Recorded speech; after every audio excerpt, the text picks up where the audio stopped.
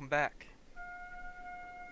Whether you're catching us live here on Twitch or catching up with us a little bit later on YouTube, welcome back. Was gonna play Cyberpunk today. Excuse me. Frickin' mod broke on me again. Once again, forcing me to completely reinstall the game. So, while I figured that out, we're just gonna continue with Kenshi, and I've installed a couple other games that I plan on streaming here soon. So, it's not gonna interrupt our programming, it's just the playthrough of Phantom Liberty is put on hold for now, and Starfield is also put on hold while I kinda get back to where I was, because I lost all my old saves. But, no worries, I'm having plenty of fun with Kenshi. Maybe some triangle bandits? Got a camp over here? Figured we'd just hang out a little bit. Play some Kenshi, have a good time today. Sorry I got started a little late, or at least a little later than I intended to. I didn't realize that I was completely out of things other than water to drink this morning, so I had to run to the store and I had to do a couple things around the house real quick. So no worries there. I'm not... Did we wipe this out? It says there's still a population for this camp, but I don't see anybody. No worries. No worries. We are going to actually head down this way though, because I do want to find some bandits to pick some fights with. Just really keep working on our skills. At least until we get closer to nightfall. Then I would like to find maybe a dust bandit camp or something like that to use to continue working on the assassino skill. Alright. We want to get assassination up high for collecting bounties. Knocking people out and collecting their bounties. Far easier to take somebody in alive if you just walk up behind them and knock them out. What do we have here? It's probably nomads. Or traders. Have anything good? You got anything good? Nope. Nothing I need. Nothing I want or need right now.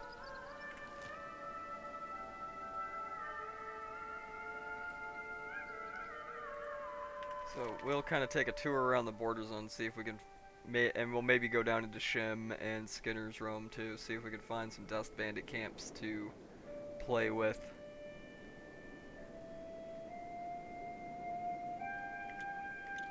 Normally this place is thick as heck with them bandits, but of course when you want to find them, you won't find any. When you don't want to find them, bandits everywhere. Once you're done screwing around with dust bandits and they're not really a threat anymore, and they're just annoying, that's when you'll find them. Oh. Never mind, I spoke a little too soon. Come, gentlemen. Come and perish.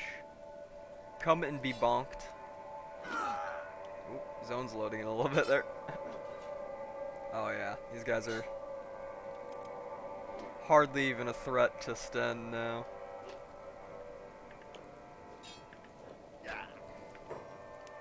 At least in small numbers, but that's fine. Just taking gear off of them is still just money. And you can never have too much money in Kenshi.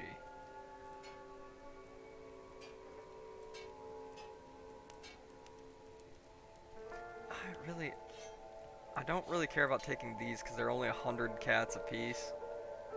We're gonna kill enough of these guys that... Oh yeah, there's a lot of them here. But if I can pull a few of them away one at a time like this, thin out their numbers a little bit without aggroing the whole group, that'd be great, because then it'll be easier for us to just sneak in and knock guys out. Excellent, excellent. Once again, we're not getting a whole lot of melee defense training in, except this time it's due to our competence.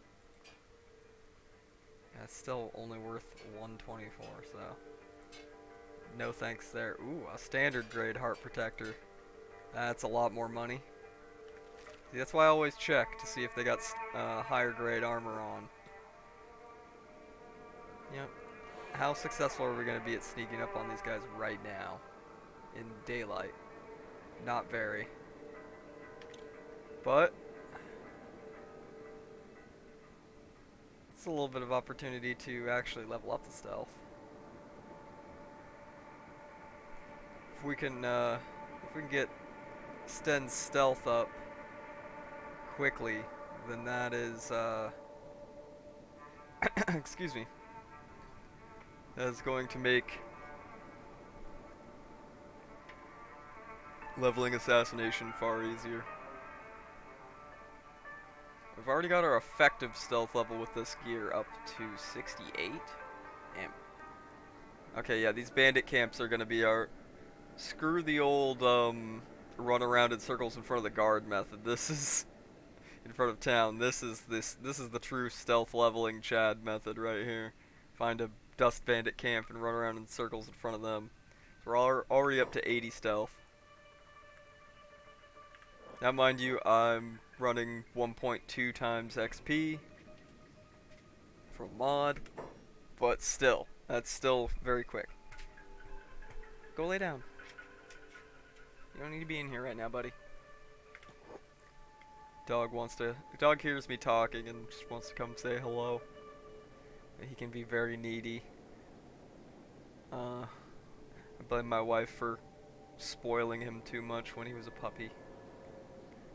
I had to after he was about 4 or 5 months old, I had to kind of put my foot down and be like, no, you can't just let them do whatever the heck they want.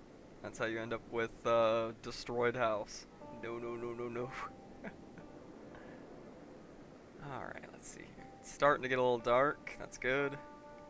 Oh, wait, no, that's just the shadow. It's still only 7:30 p.m. on day 9 here. But it's fine, we'll take the opportunity. We'll wait till nightfall. Then we'll start knocking these guys out. In the meantime, we'll just Naruto run in front of them like a absolute psychopath. Like that one kid everybody knew in high school and was just a complete and utter social pariah and would Naruto run from class to class. Everybody had one. Hey, I was in high school from 2004 to 2008, and we had a couple kids like that in my high school. Oh god, this is like memory unlocked. Obviously, I'm not gonna say the person's name or anything. I don't even remember their name actually. Come to think of it, I do remember it was a boy with a girlish name, but there was this boy kid who the last day of I think Halloween was on like a Friday that year, and so everybody showed up to school in their Halloween costumes, right? Like, it's typical. This kid showed up in a bathrobe. Like, he was wearing pants and a shirt under the bathrobe, of course, but like a bathrobe, and he had like a shepherd's staff, like the hook staff. And one teacher, who was kind of this teacher was definitely kind of like, he was a little bit of a dick, but he was a good guy. He was unintentionally a kind of a dick. Just asked like, what are you supposed to be? And the kid goes, I'm a white mage. And like anyone in high school in 2005 or 5 or 6 would know what a white mage was unless they, played Final Fantasy games. I knew what it was, of course. I wasn't saying nothing. I'm being amused by the cringe just as much as anyone else would. But was it was a funny experience. I was a lot less sensitive to cringe back then. I just thought it was funny. These days I'm more just don't like watching cringy things happen because I don't know, it just makes me just it gives me the I don't like it. I mean, sometimes it's funny still. It depends, but people just being like completely socially oblivious to to the fact that they're being cringe to other people is it just it rubs me the wrong way viewing that as like entertainment. I'm not saying it's like an immoral thing to view that stuff as entertainment, but it just ain't me. It doesn't entertain me in the same way that like someone just being stupid and being self-aware about it, or at least somewhat self-aware about it, does. I don't know. I'm getting way off track and off topic again. We're just playing. We're just having some fun. We're having some fun with it. Trying to unwrap the psychology of life in modern society, and how brain rotted we've all become to mass media and the internet and instant gratification. Isn't that a fun, light topic of discussion? The fact that we're all suffering from a little bit of frickin' brain rot from all this. We've all lost our collective minds. I love it. We, as a buddy of mine put it, man, we didn't get the cool cyberpunk dystopia. We got like just really lame cyberpunk dystopia. Everybody in the 80s and 90s was like cyberpunk dystopia, magic, really cool laser guns and mech robots and implants that you can fry people's brains with. And what do we get? Everyone gets a low attention span and and because of instant gratification culture, loses the ability to form meaningful relationships on the same level. Womp womp. Lame. Alright. Let's knock these last couple guys out. On this side, then we'll start knocking the other side of the camp out. Bonk. We'll take the cash that these guys have on them, but I'm running out of room for other stuff. And that's fine. Whoop. I got spotted. Fine, I guess we'll just... Oop. No, this one wants to fight.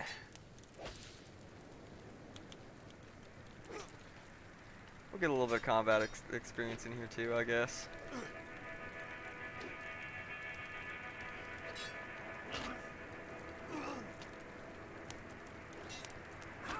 Yeah, this guy's weapon is probably going to be more valuable. Yep. His armor too, most likely. So we'll switch out one of these from one of these. Yep, that's a big money difference. And I'll go ahead and switch out one of these for this. That's more money. And the rest of it I can just carry. There we go. We're just going to boogie out of here and go sell this stuff.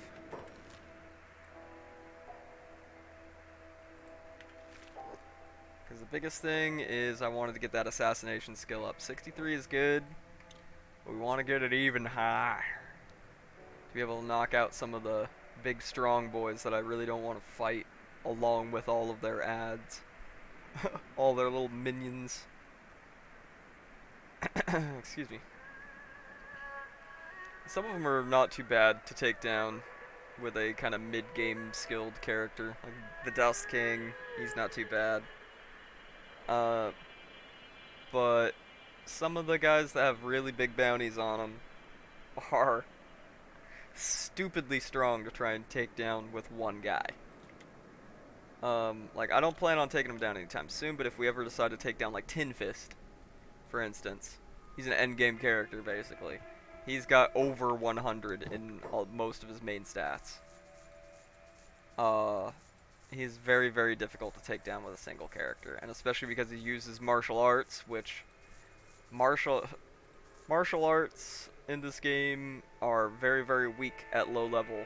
But if you've got high stats and high martial arts skill, and high dodge skill, nigh unkillable by a lot, by a lot of by a lot of things.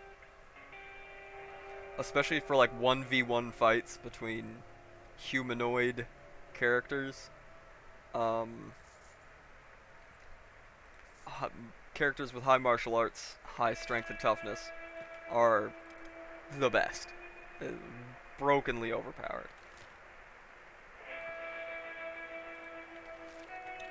It's basically for that reason I don't find playing like high martial arts characters as fun as playing like characters that use swords. Take some hits, get a few more points towards toughness. We got better armor now, so we're not taking a ridiculous amount of damage quickly. I don't have to super micro every fight, which is nice. It is a nice change of pace. You really do need to continue getting melee defense up, which is why I'm picking fights with big groups right now.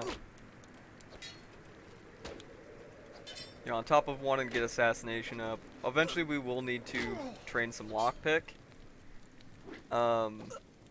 So I will probably join the Shinobi Thieves, not because I intend on doing a whole lot of thievery this playthrough, but just to get a basic training start on lockpicking.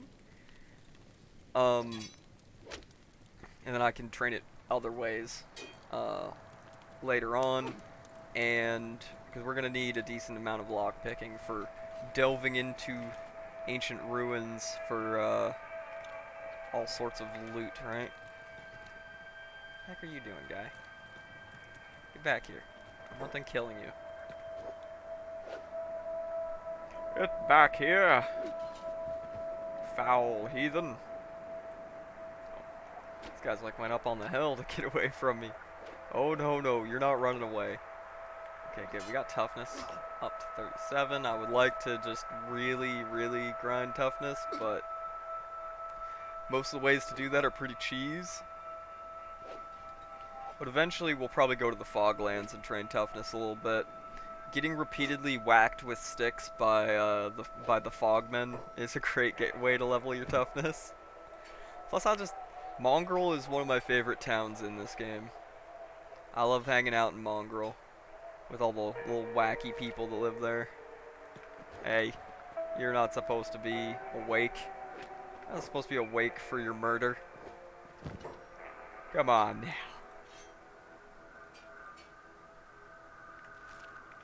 Alright. Jesus, left a pile of them here. This is definitely some sort of crime against humanity. Yeah, but they're bandits, so nobody cares. This really says a lot about our society. We truly live in a society. Alright. I'm gonna be taking all your valuable shit, boys. Oh, that's worthless.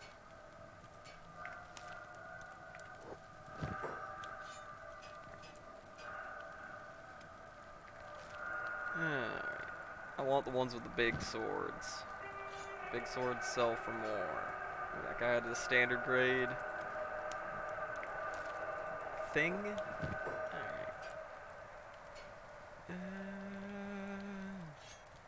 We can temporarily throw one of those in there, and good enough for the kind of girls I go out with. Nobody tell my wife I said that. I kid. I like joking about that kind of stuff, but I love my wife very much. Even if she does attempt to drive me insane sometimes. I kid. She's fine. She's a lovely woman. Couldn't ask for better. Alright. So let's head up to the hub real quick, and we're gonna join the Shinobi Thieves. Oh wait, did I see someone awake over here? Oh, sorry boys, gotta kill you. Joining the Shinobi Thieves will also give us another free place to sleep here in the hub. I mean, we can already sleep for free at the Rebel Base Bar here, but the more places that are just basically free game for us to use, the better, right? Ow. No shooting me. No shooting me, palas. Taking a little bit of a beating here, but that is perfectly okay. That's just more toughness XP, boys. That's the lovely thing about Kenshi. Oh, I was wondering why it was taking so long to schwack these guys using their crappy weapon. Hey, it's a little bit of heavy weapon skill, and that's strength XP as well. I ain't gonna complain. We'll take these guys down with that. Didn't realize for a second I was using this piece of junk to schwack these guys, but hey. We've gotten plenty of leveling of dexterity in. It's good to get some strength in there as well. Strength is not super viable for, or I mean not super like integral. Jesus. Jesu Cristo. Integral. Thank you. To kind of the main kinds of weapons we're using, but it is always nice to have higher strength.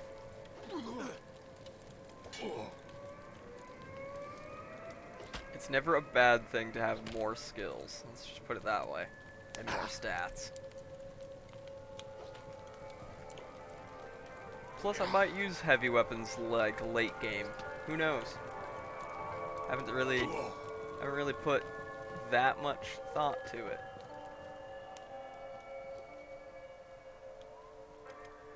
But of course, toughness is the most vital. Of the 4 stats, 4 attributes, toughness is always going to be the most vital, right? That's your damage resistance, that's your ability to not die so easily. This is... Toughness is your vigor stat in Elden Ring. Everybody's got to level it at least somewhat. Silly, if we want to get silly about it, alright?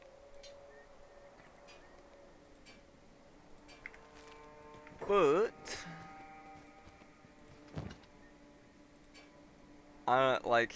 it doesn't matter what kind of build I'm doing in Kenshi, right? Even though I don't really do quote-unquote builds for Kenshi because you can level everything.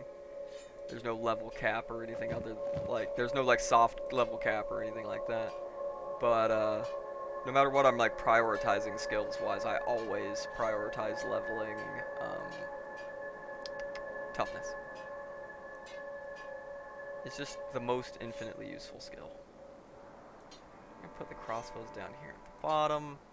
We've got, like, a row for these big swords. We'll loot these guys real quick. Sell the rest off, and then we're gonna go join the Shinobi.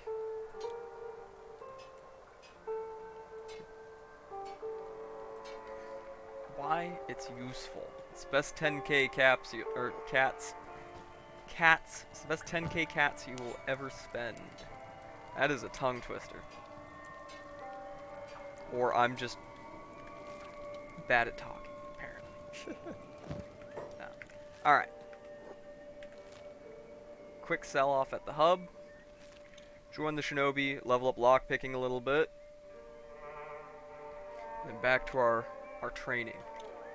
Our training to be able to kidnap people for fun and profit.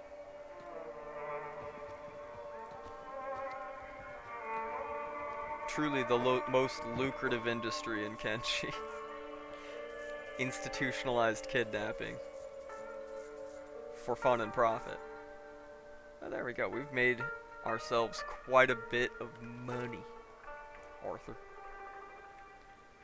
Alright. So, we've got more than enough to spend 10k on joining the Shinobi Thieves. More than enough. The boss. I want to join the Shinobi Thieves. Yeah, I'll pay the fee. 10k cats? I keep wanting to say caps like I'm playing Fallout. I have not played a Fallout game in months. Brain rot. Alright. So, our melee skills are obviously way beyond these dummies at this point. And our assassination skill is even way beyond this dummy at this point. We're just stopping in to get some very basic couple levels in for lockpicking, so that we will be able to level lockpicking better later, right?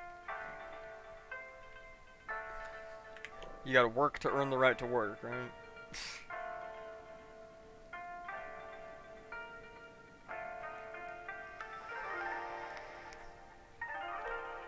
So we're just gonna speed through this up to probably about level 15.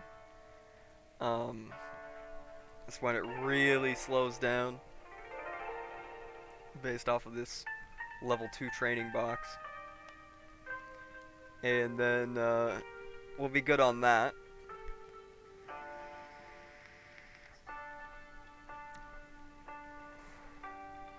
Probably go pick some more fights with some Dusty Boys after that.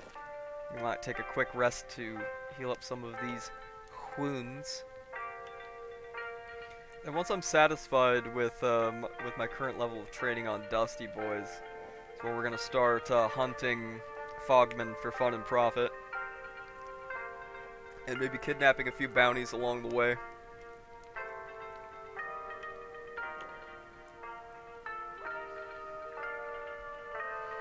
We'll definitely be probably... I mean, we already got Tora the Fearless down here. We got her. We could go after Flying Bull down here. He's kind of a tough nut to crack, even with stealth. It can be a little hard to get in there unseen. I don't probably want to go after the Dust King or the Black Dragon Ninjas yet. Probably go up here to these old ruins here. There's a crazy person up there that's wanted by the Holy Nation. She's an easy bounty to collect. I mean, there's quite a few. There's some bounties out here that I could collect. There's some bounties down here in the swamps, but I'm trying to avoid the swamps like the plague, aka the lag zone. There's even some guys like here in Berserker country that's not too hard to get to. So there's plenty of possibilities. Alright, we're up to level 15 lockpicking. I managed to yap through that whole training arc. Take a quick little sleep. Quick little sleep. To get ourselves back up and running, and then back to squabbling with every dust bandit I see. How is... We got field medic up to 25. That's not too bad, but... You're gonna burn through medkits like crazy until you get up to like medic 50. Then you start getting a little more efficient with them. Which, I mean, it's fine, because medkits are not expensive. Basic medkits are not expensive at all. They're like... They run, I think, like 50 cats a piece, usually. Maybe even less than that. But... what's all this, dude? Drifters. Just hanging out in the camp of those dust bandits I slaughtered. Oh, wait, nope. One of them's awake.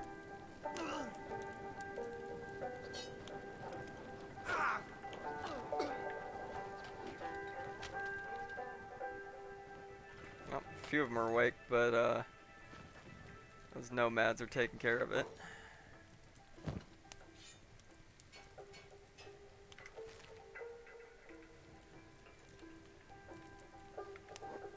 Oh yeah, they ain't having it.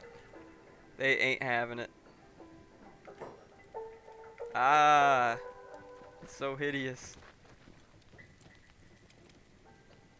Dark minions. What to safety? Bro, it's just a swamp turtle. No, the swamp turtle got knocked out. Those dust bandits. They'll pay for this. How slaughter every single one of them for for abusing that poor swamp turtle. That's horrible. It's awful.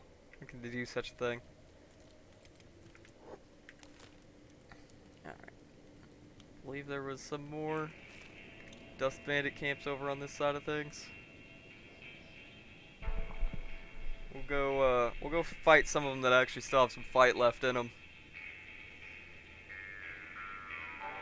Just get a little more experience under our belt before we go full hog on the Foglands. Oh, some hungies? Some hungy boys? No, there's no deals. You're all going to perish.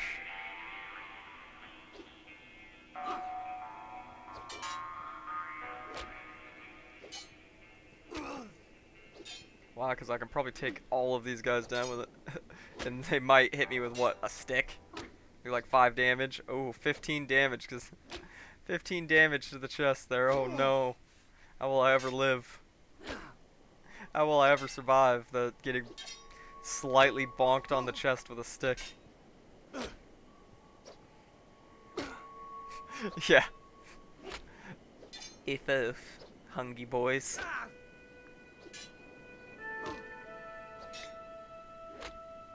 You're about to be hungry for 5 more minutes on this earth when you feel the life just draining out of you. Try to steal my dried meat. Stop being poor.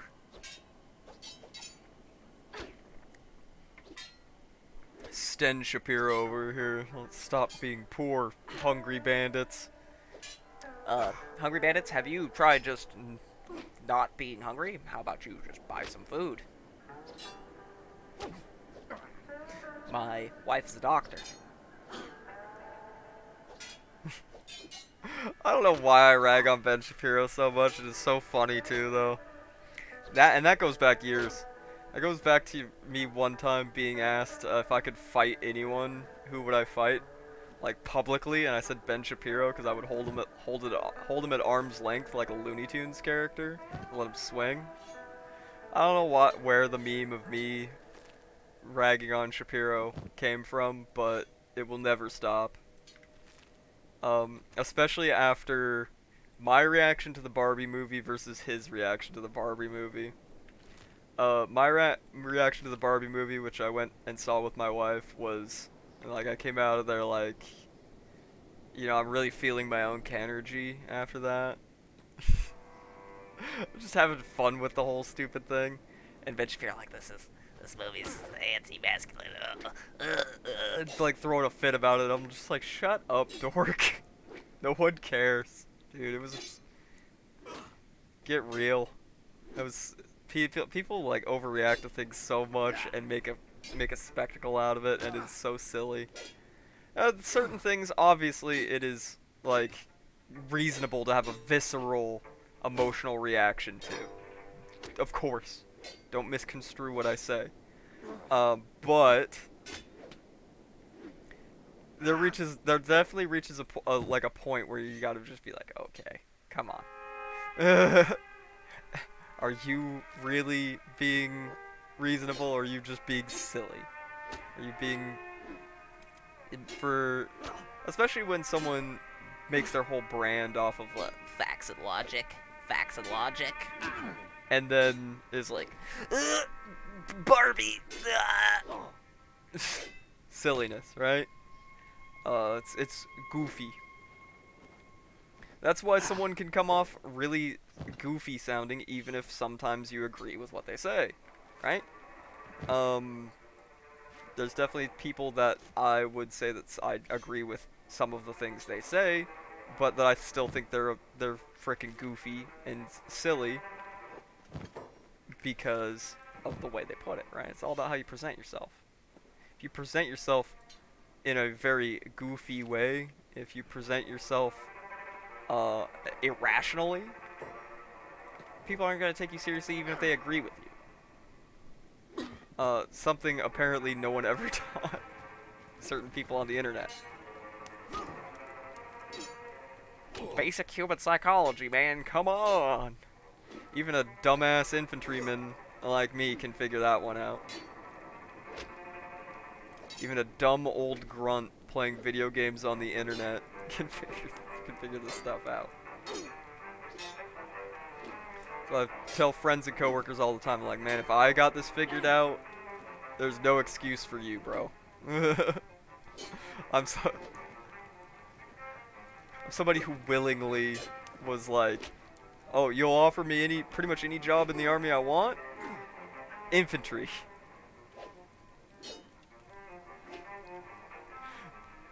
Brainlet moment. I'm kidding. I love being infantry.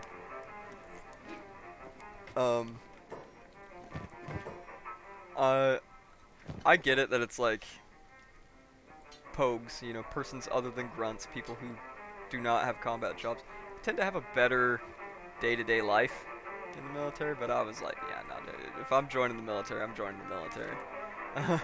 And join the military to be a paralegal assistant. All power to those people who do it, but I am going to make fun of you slightly. It's all in good fun. It's all friendly banter.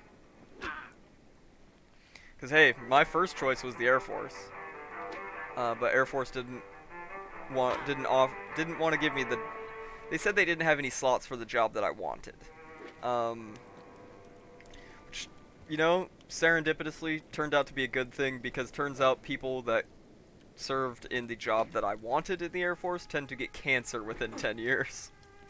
So, hey, dodged a bullet on that one.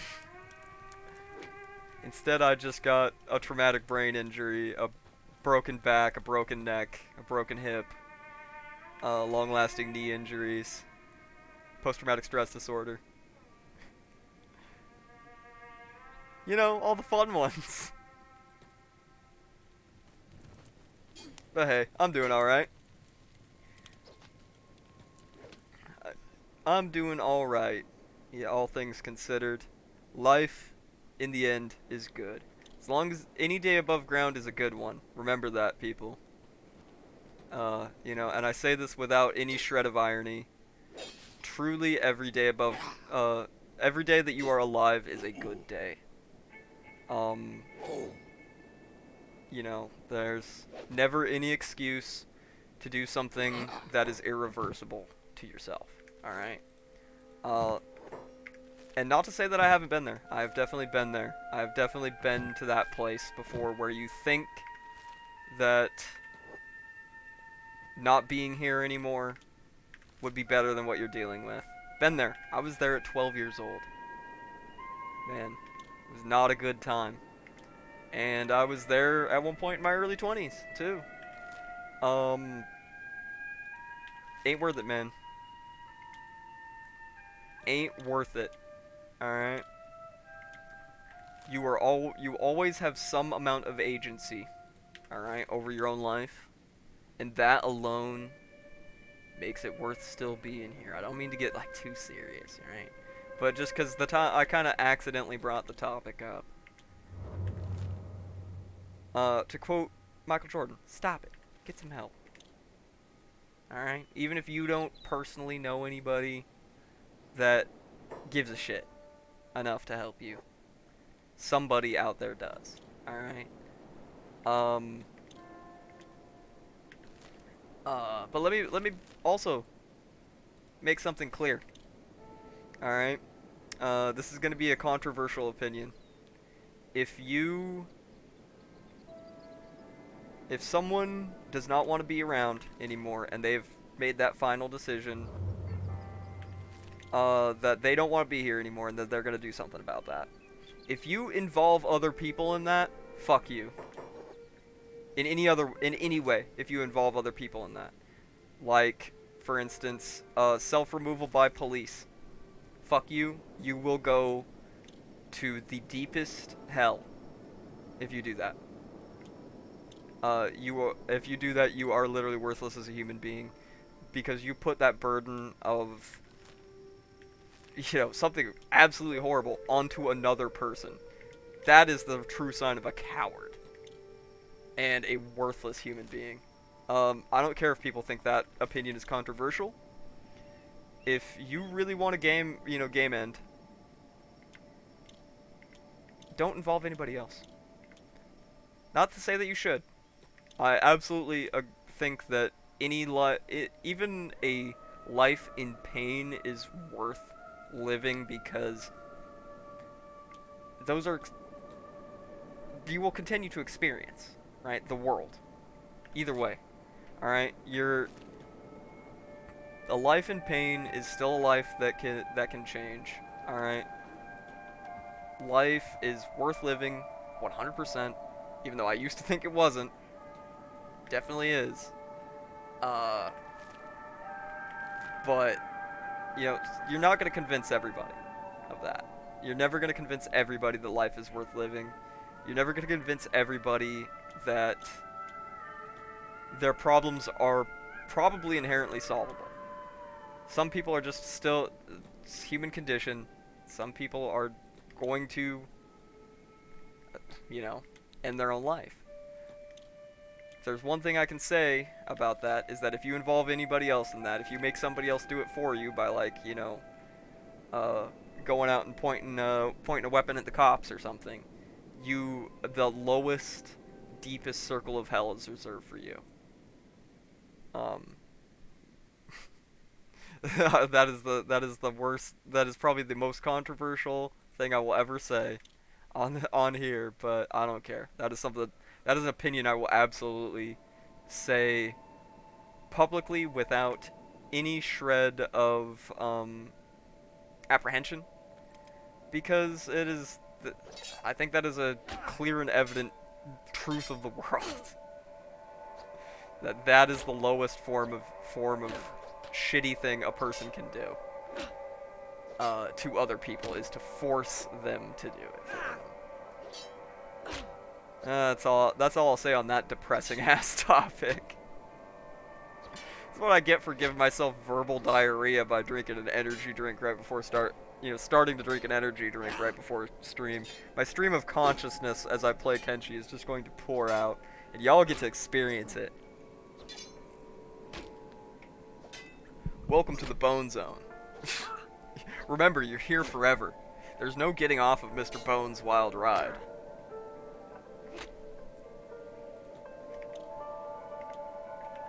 There is no getting off of Mr. Bones' wild ride.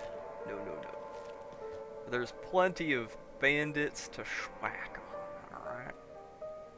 We have taken some decent damage, though. Especially from fighting them triangle boys. So I think we're actually gonna hoof it back to the hub real quick. Sell this stuff, heal up a little bit. Probably buy some more food, because I'm down... Or no, I got 9 pieces of dried meat. We're good for a while. For some reason, I was thinking I was down to like 4. Then how are we doing? We're doing pretty decent. We got toughness up to 40. I think that's... and it's about to hit 41. That's pretty good. Strength's up to 25. I think we're going to go attempt to get a couple bounties. Once we get healed up, we're gonna go attempt a bounty or two, and then we're gonna prepare to head to the Fog Realm. The fog is coming. The fog is coming. The fog is coming, and so am I. Hey yo, hey yo, Peter, stop, please, Peter, get your hands off my Peter. Alright, I'll stop. See myself out for that one. Alright, we will head just over here to the Rebel Bar. There's a free bed there. There is a free bed there we can use, and then we're gonna head up towards the old ruins to capture Taunt. She's a Holy Nation's outlaw character, but you don't lose relations with them for schwacking her. I'm going to take this opportunity, though, to use the restroom real quick. I will be right back. Don't go anywhere.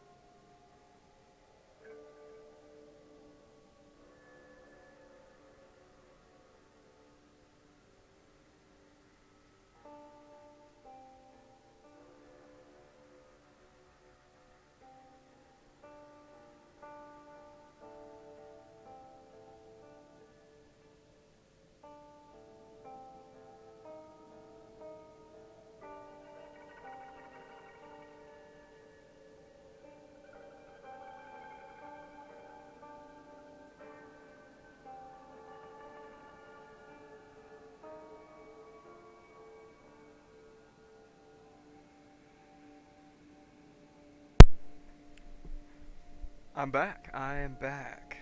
Thank you for your patience.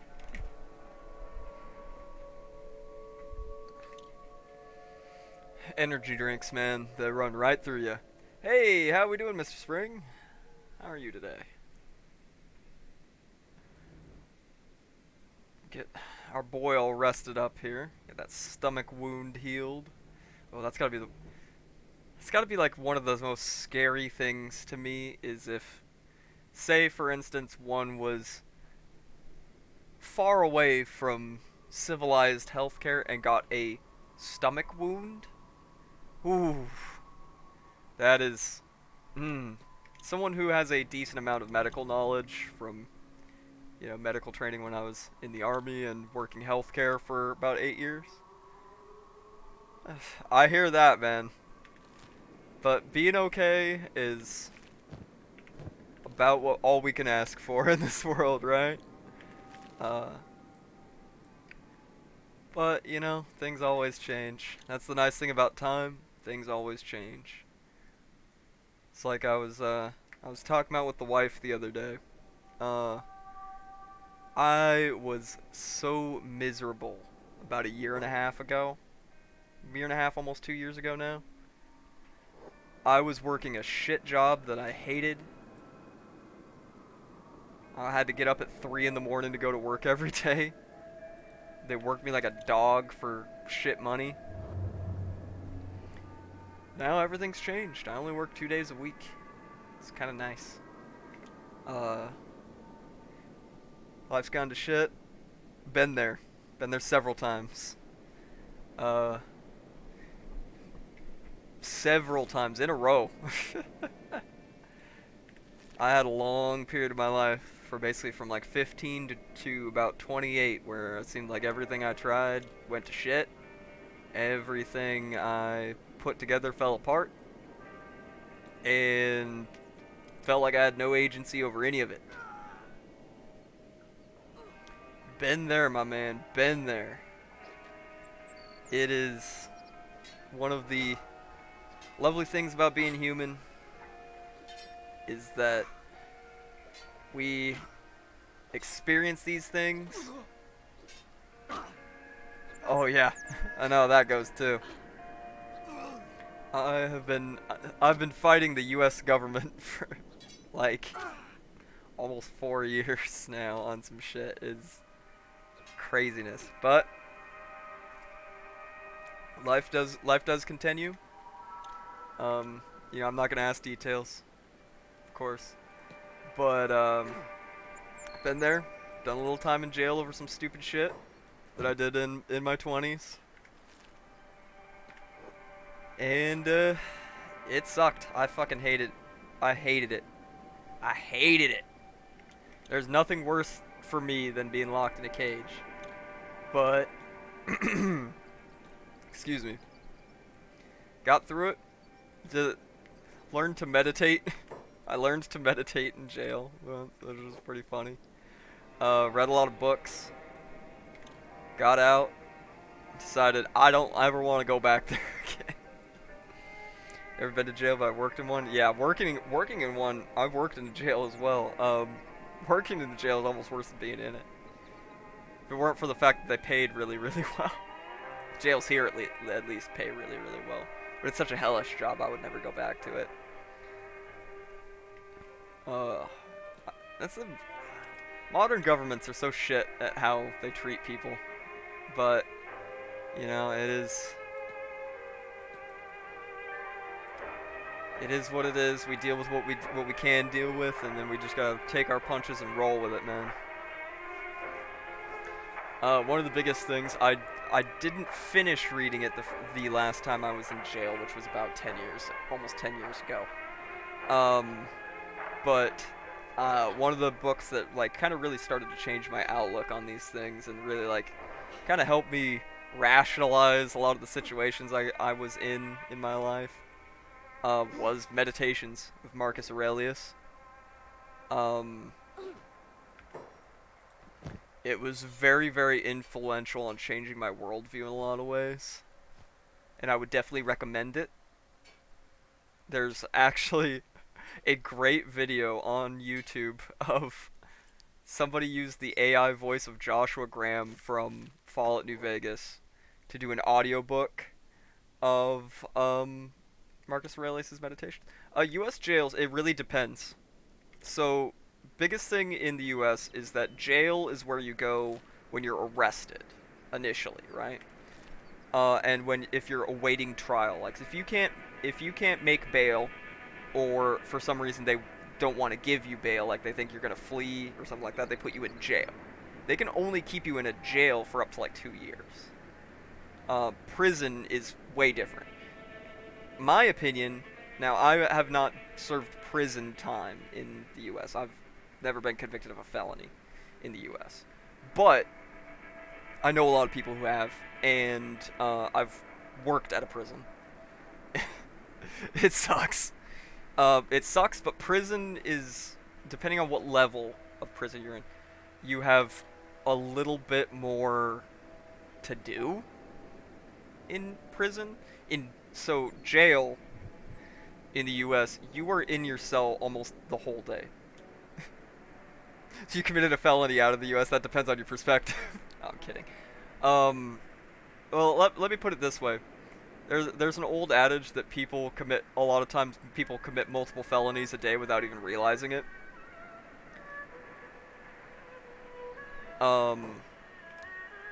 So I couldn't say that I've never committed a felony outside of the U.S. because I've been out of the U.S. a lot, and who knows if I inadvertently committed a felony in, say, Germany or, some of the places I've been in South America and Central America, or some of the places I've been in Asia. Some places in Asia is really easy to inadvertently commit a felony. Depends on the country and the place. But anyways, U.S. jails. I served a little bit of time in county jail a couple separate times.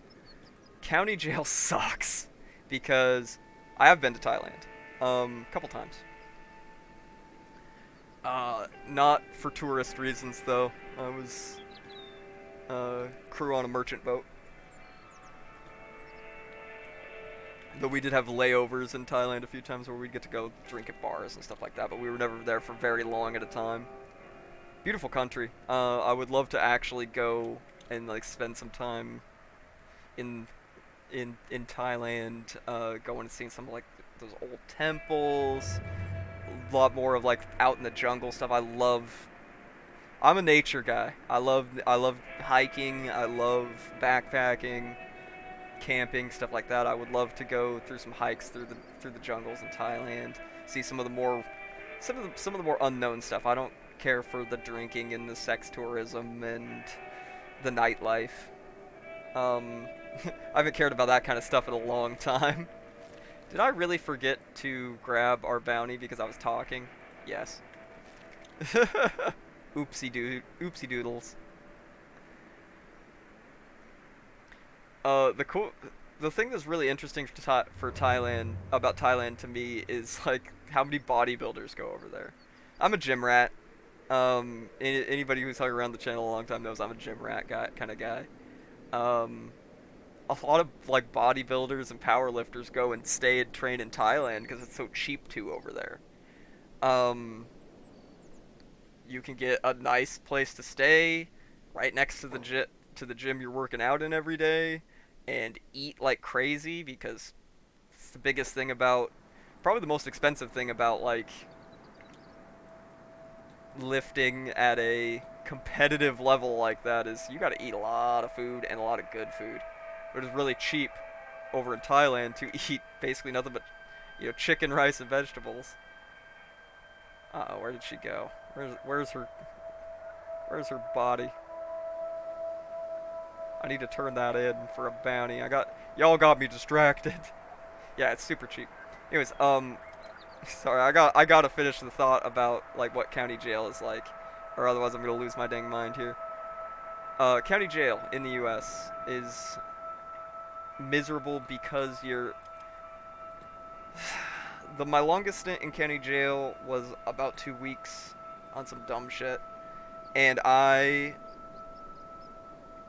was in my cell 23 hours a day. And mind you, I shared that cell with 2 other guys, and it was about 2 meters wide and about 8 meters long. Not even 8 meters, it was more like 6 meters long. So I could put my left hand on one wall and my right hand on the other. And mind you, I'm not super tall, I'm 179 centimeters, so 5'9" on the verge of 5'10".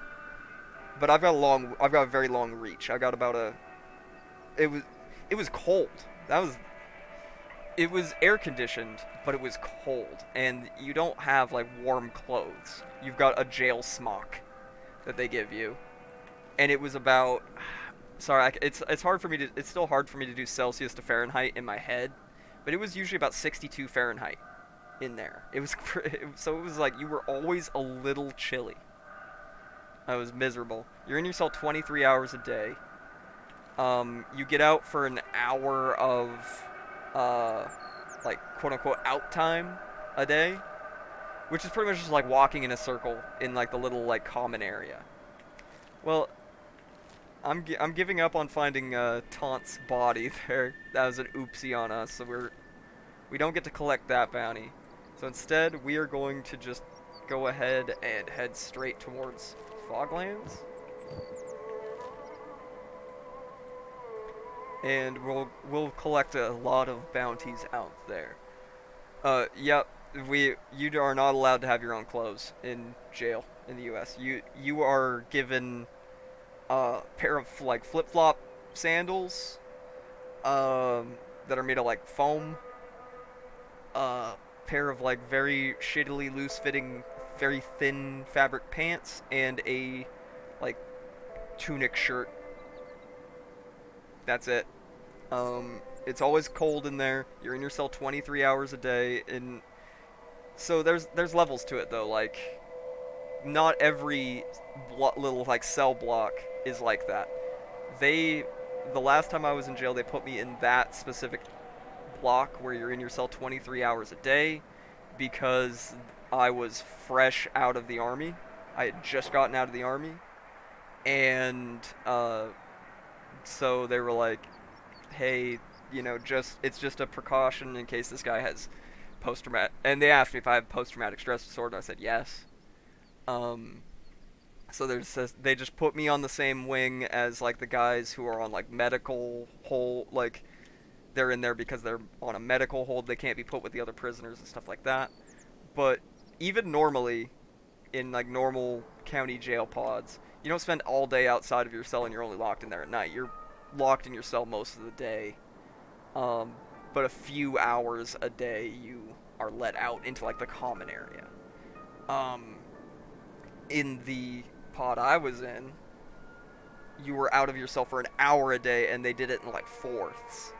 So like they let all the white guys out for an hour, and then they'd lock you back up, and they'd let the Mexican guys out for an hour, and then they'd lock them back up, and then the people who were in there for protective custody, so snitches and like snitches, crazies, stuff like that. I don't mean that to be like vulgar or crude, but people who snitched and are in there for their own protection, because if they were put into a regular pod, they'd at best get the crap beaten out of them, are let out by themselves so that they don't get the crap beaten out of them. People with mental health issues that can't be let out with other prisoners. Some of them don't get let out of their cell at all. Like, they're being held there until they can either be released or transferred to a mental health facility. So they just don't. They are literally in their cell 24 hours a day. They are fed in the cell. Stuff like that. And like when I was in there, there was a kid who got arrested and had refused to identify himself. Then they figured out who he was, and he was juvenile. So they put him in the protective custody cell until they could transfer him to the juvenile jail. So, kids jail.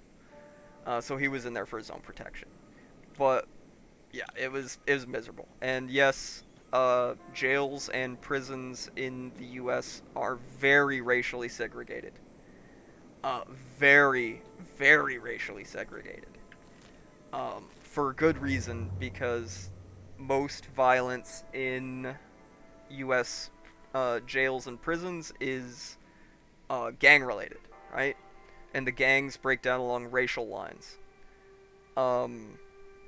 So for instance, like even if you're not a gang member, say if you go to prison in the US, like a serious prison.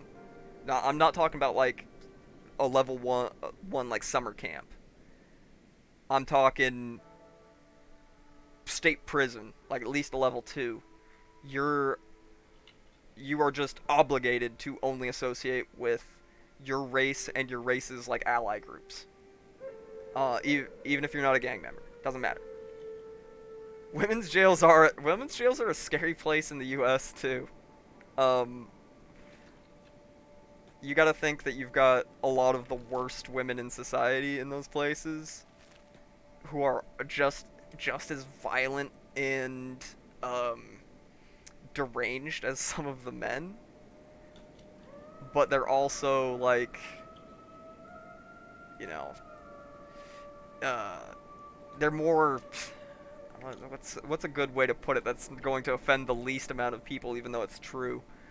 They're more emotionally manipulative, so they can get away with a lot more, and they hide things that they do better than men do. So like, I had a friend who was a guard in a women's jail, or women's prison, excuse me, for a while.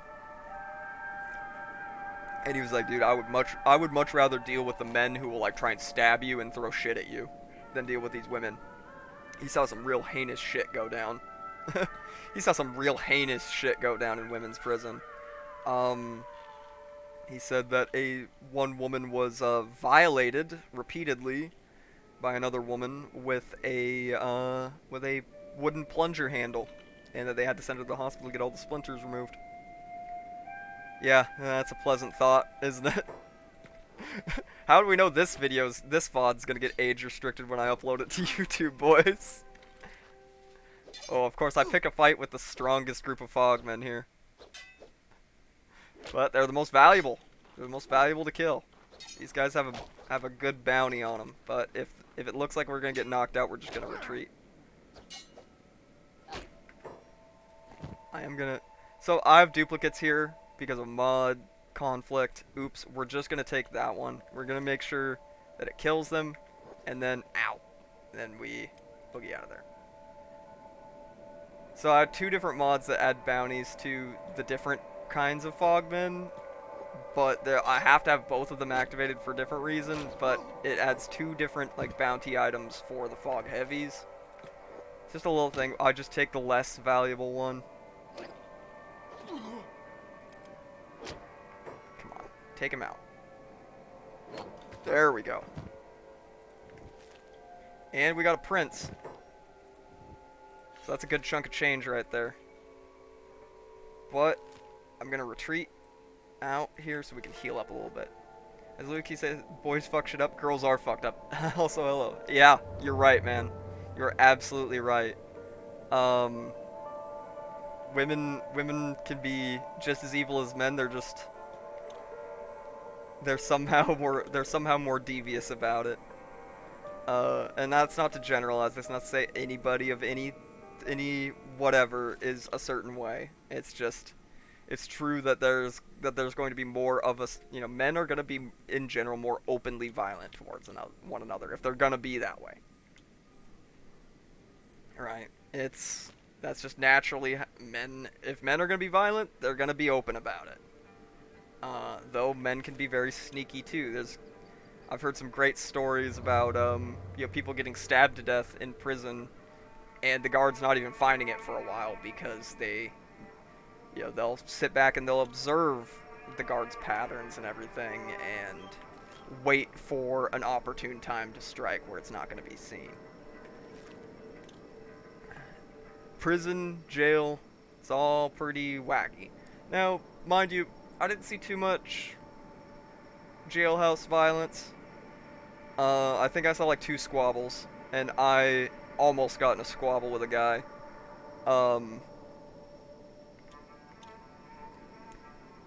Frickin' I had a guy kind of just try and punk check me in jail once, which bad idea because he was like a 50-something-year-old crackhead, and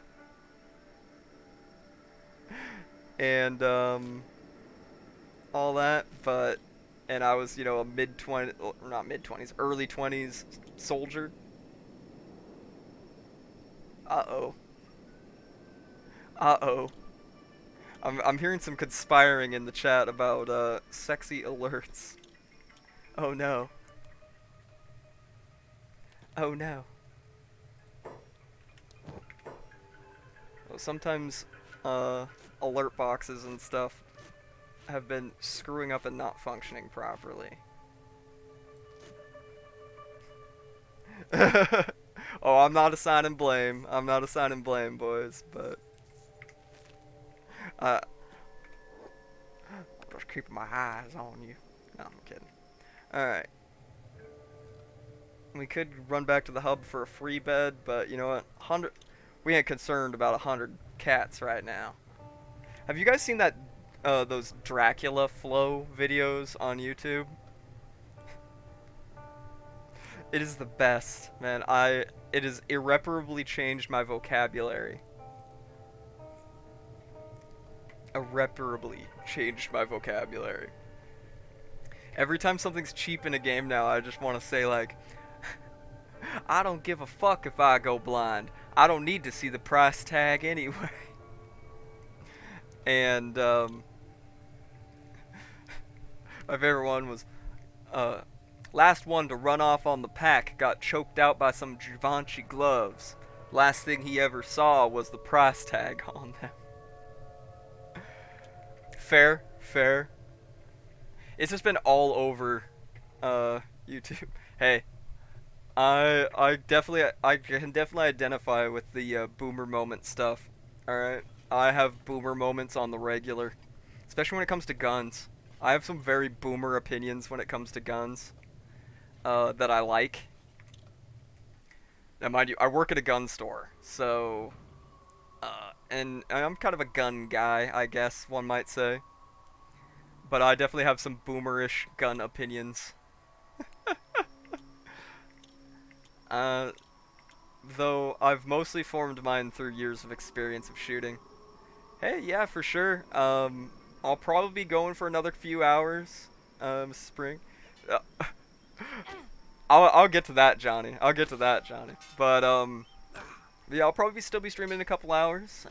If we don't catch you, then the whole rest of the VOD will be up on YouTube tomorrow morning. Tomorrow morning by Pacific Standard U.S. time. So for UK, you probably late morning, early afternoon for you. Ironically, my opinion on 1911s has changed a lot over the last few years. I used to hate them. I used to hate them a lot. The 1911 pistol. I own 2 now, but neither of them are in 45. So I used to mainly carry Glocks, and as far as handguns, I owned a Glock 19, 9mm, mid-size, and a Glock 20, which is the 10mm full-size. I really like 10mm automatic as a cartridge. It's very powerful and yet does not have crazy bad recoil for a very powerful pistol cartridge. Um, a lot of the reason why I like 10 mil so much is like I was saying earlier, I'm a nature guy. I go hiking and hunting and camping. Um, where I'm from and live, we have some natural predators that can be very dangerous. Specifically mountain lions, brown and black bears, and even a few wolves. Though wolves are not as prevalent here anymore. They were almost hunted to extinction, and they've only recently started coming back in numbers. Anyways, 10 millimeter. 10 millimeter is very powerful, but it's a little snappy out of a Glock, because a Glock is fairly light. Hey, there are some countries in Europe where that have pretty decent gun laws. The Czech Republic has pretty decent gun laws. Poland, I believe, has... I haven't checked up on European gun laws in a while. I know the Czech Republic and Serbia probably have the best, like, civilian gun laws as far as, like, ability to own them. I know with the right licenses in both the Czech Republic and Serbia, you can own... I would say about 70% of the things you can own in most of the U.S. But... oh, Jesus, we're still torn up. But, a few years ago, I got rid of pretty much all of my Glocks, because I needed money. Alright, and, I ended up buying a 1911 in 10 millimeter. And that thing is got to be the smoothest shooting pistol I have ever owned in my life. Oh, damn, stores are still closed. We'll wait for a little bit. That thing, because it's heavy, even though it's in a big, powerful cartridge, it does not have hardly any recoil. It's loud, but it doesn't have a lot of recoil. And it is so accurate. I put a 2-liter soda bottle out at 60 meters. Which is quite far for a handgun. Your normal, like, kind of maximum range of, like, decent accuracy for most handguns is going to be 25 meters. But at 60 meters, no problem, just offhand standing, toong, hitting 2-liter soda bottles like nothing. I was like, oh yeah. I see the appeal of my two world wars now, if it's not in 45 ACP, because 45 ACP is an obsolete and honestly not very good cartridge. But there's definitely more obsolete and shitty cartridges out there. I'm just not. I think the only reason, like, the only modern viability for 45 ACP is if you want a handgun that is easily suppressible, right? So, contrary to popular belief, you can get suppressors or silencers, whatever you want to call them, in the US. They just... it's a long and arduous legal process. Here's the thing, 40 Smith & Wesson, or as I call it, 40 Short and Weak, was developed off of the 10mm. 10mm was developed in the late 70s, early 80s for the FBI because they wanted something that was more powerful than 9mm. And then they adopted a single stack metal pistol from Smith & Wesson in 10mm, and their FBI agents with their little bitch wrists couldn't handle the recoil. Now, mind you, I get it. Yeah, not... the FBI doesn't have the highest standards, and they need their male and female agents to be able to handle the recoil of such a weapon. So Smith & Wesson went back to the drawing board with the 10mm auto cartridge. They kept the 40 caliber, 10mm 40 caliber, same diameter, .40 of an inch. But they shortened the case and put less powder behind it. So hence why I don't call it 40 Smith & Wesson, I call it 40 Short and Weak, because it's just gimped 10mm. Oh, Jesus. There's a riot going on. The nomads decided to come into town, and they probably had somebody with a skeleton arm or something. Oh, no, they just straight up have a skeleton with them. So yeah, of course the holy boys are gonna attempt to beat the crap out of them. This nomad is just handling a couple paladins with a frickin' hoe. It's beautiful. It's beautiful. But yeah, 40 Smith, I'm not really a fan of that cartridge. You don't really get that much of a performance improvement over 9mm, and you lose magazine capacity. Holy incels are not my favorite people right now. Yeah. Yeah. When are they, though? I've definitely done like Holy Nation loyalist playthroughs of this game, and it is the biggest slog. Even if I think them being villainous is overblown compared to some of the other factions in this game, they're incredibly boring.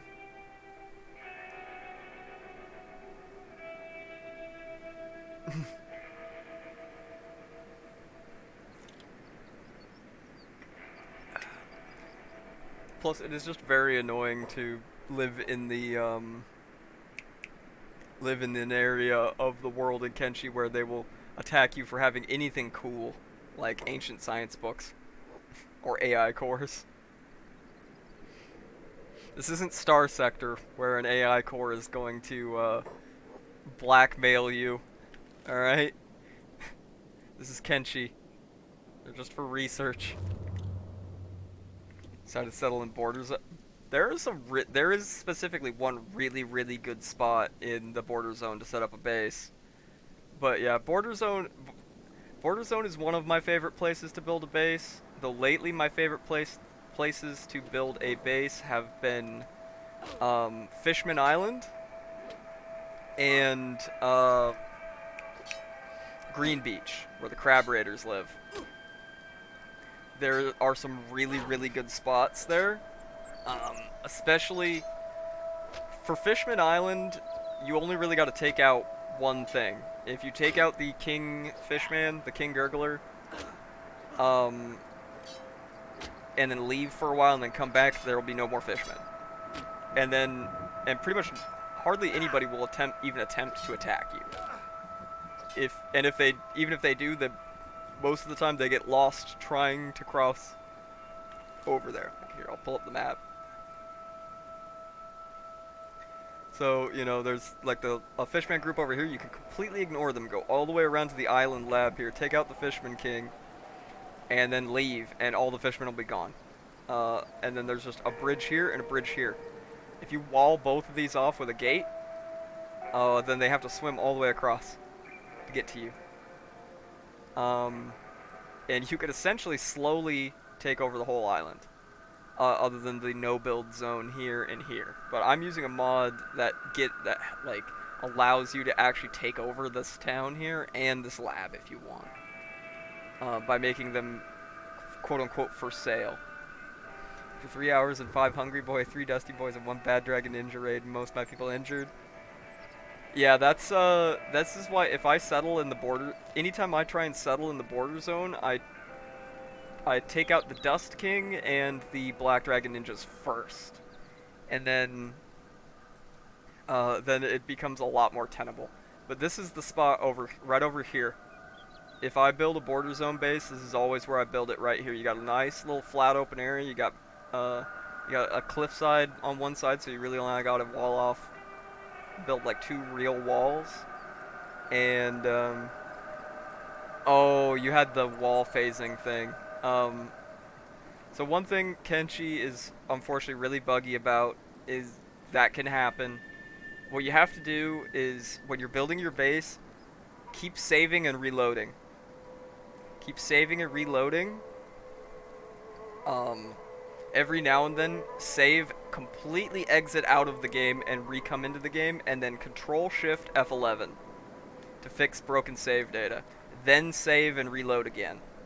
It's a pain in the ass, I know, but it's when base building, it's almost a necessity to do that.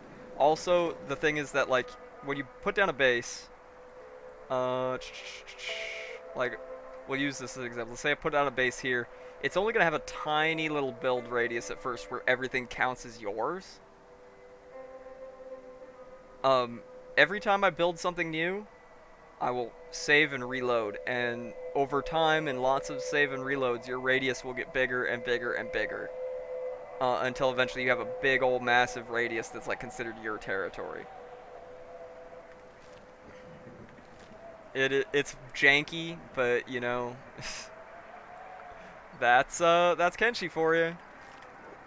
Let's see if we could farm a few river raptors just to see how far we've come from the beginning of yesterday's stream when we were just a weak little boy uh getting beaten up by swamp or by river raptors.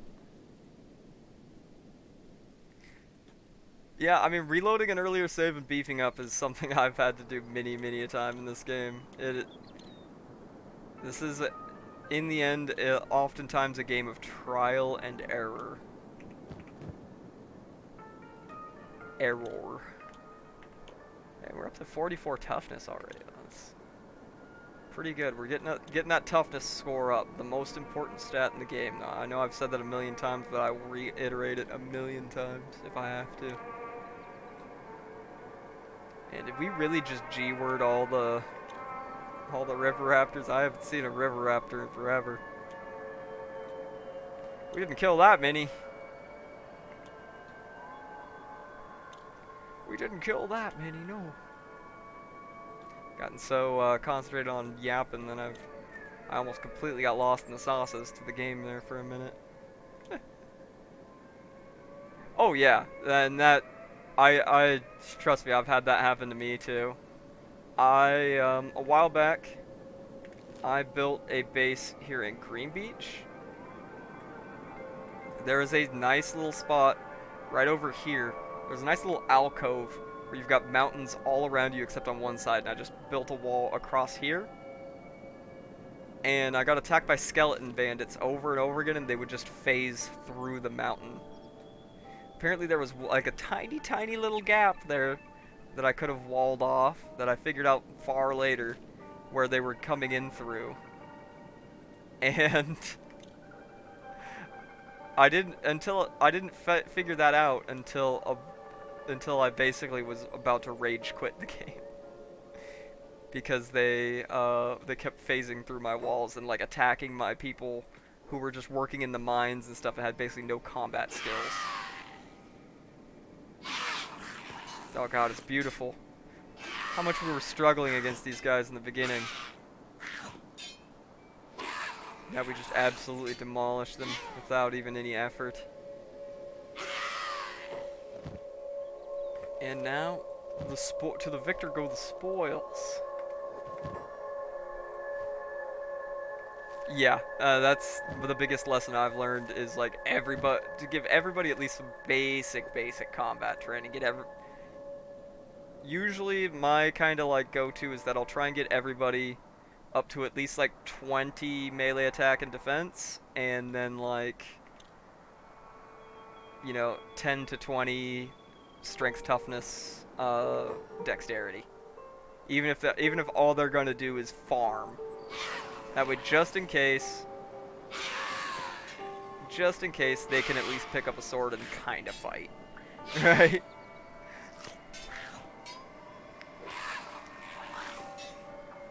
I'll usually train everybody up to at least like 20 or 25 turrets as well.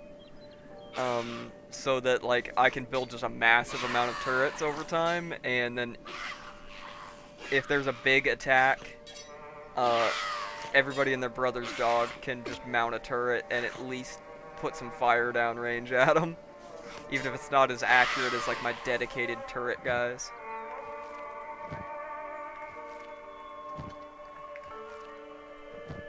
Because, hey, a shot with a 25% chance to hit is better than no shot, right? Someone comes to my base and thinks he can beat the guy tending the garden. He's going to find out that guy has an old world.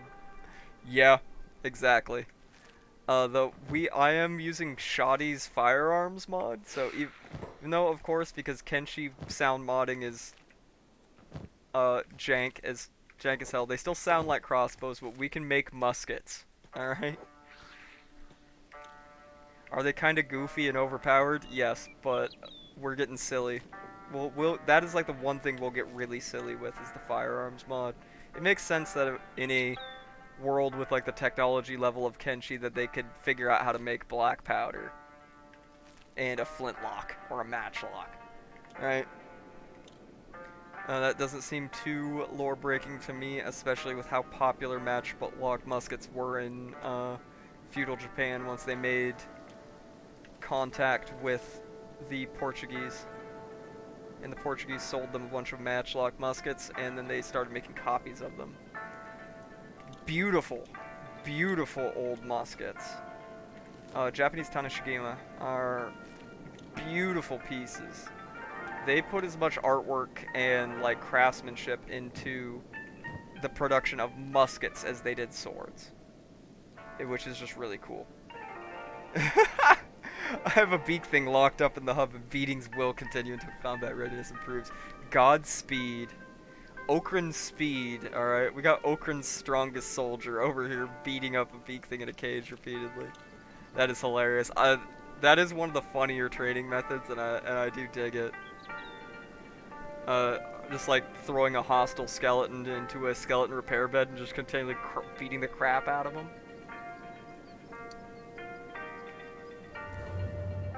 Why? Funny.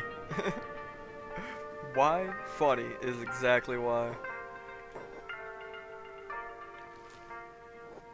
I think, just for shits and giggles, well, we're not really doing a ton, or kind of just letting our boy recover from all the beatings he's taken lately. Let's see if we could go steal from a beak thing nest again. Did I go vanilla my first playthrough? Yeah, there are definitely a few mods that I just won't play without. Like, the increased, squad limit to 256. Stuff like that. Stuff that's just quality of life improvements, like the better UI. But these days, I play with hundreds of mods on. Because I've played so much. I've played so much Kenshi. Mods keep it interesting. Mind you, Kenshi for me has a ton of replayability even in just straight vanilla, but I've done every start in vanilla through to like endgame. So for me, it's like at some point I really want to do the Star Wars mod for Kenshi, Project Cathan, but it's gonna be a massive pain in the ass because I'm gonna have to like redo my entire mod list for Project Cathan, and that is gonna be no fun to do when your mod list is something like 500 mods, I think. That's gonna be painful. That's gonna be far more painful than trying to get Cyberpunk to work with mods lately. Which has been painful, don't get me wrong. Okay, we got a beak thing nest over here. Is that the one I already raided, though? If it's the one I already raided, then I don't really care too much about it.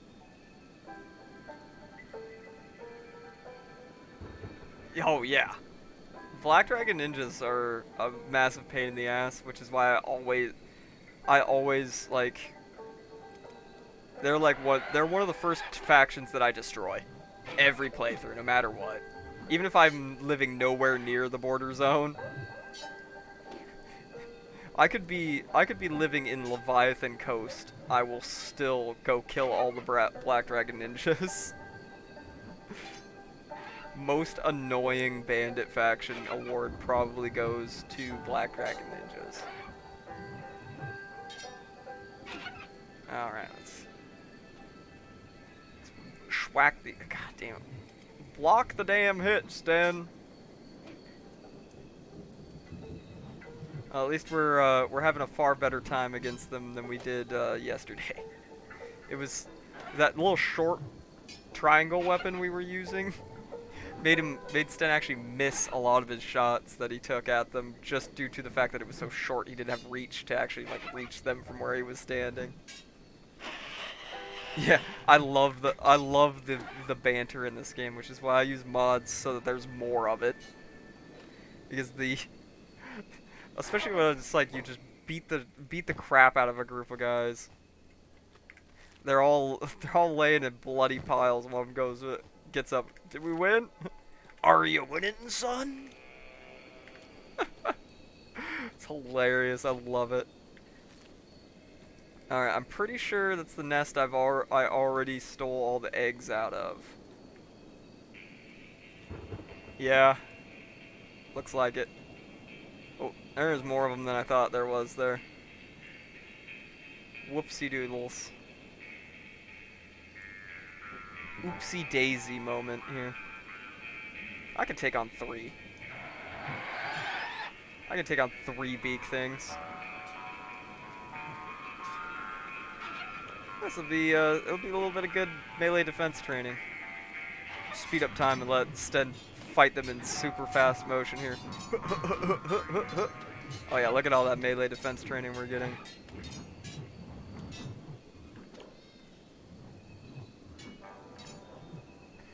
Look at all that melee defense.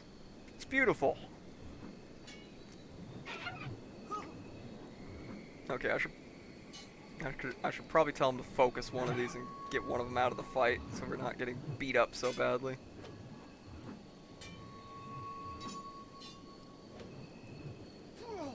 Ooh, that's a... Yep, alright, boogie. Time to boogie. We are gonna head towards stack. I can micro dodge these guys pretty easily. So I'm not worried about getting schwacked on the run here. Cause I'll just do a little bit of that.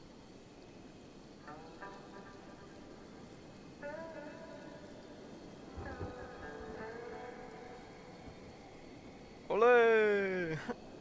The old beak thing ballet. Which direction? Okay, I'm heading in the right direction still.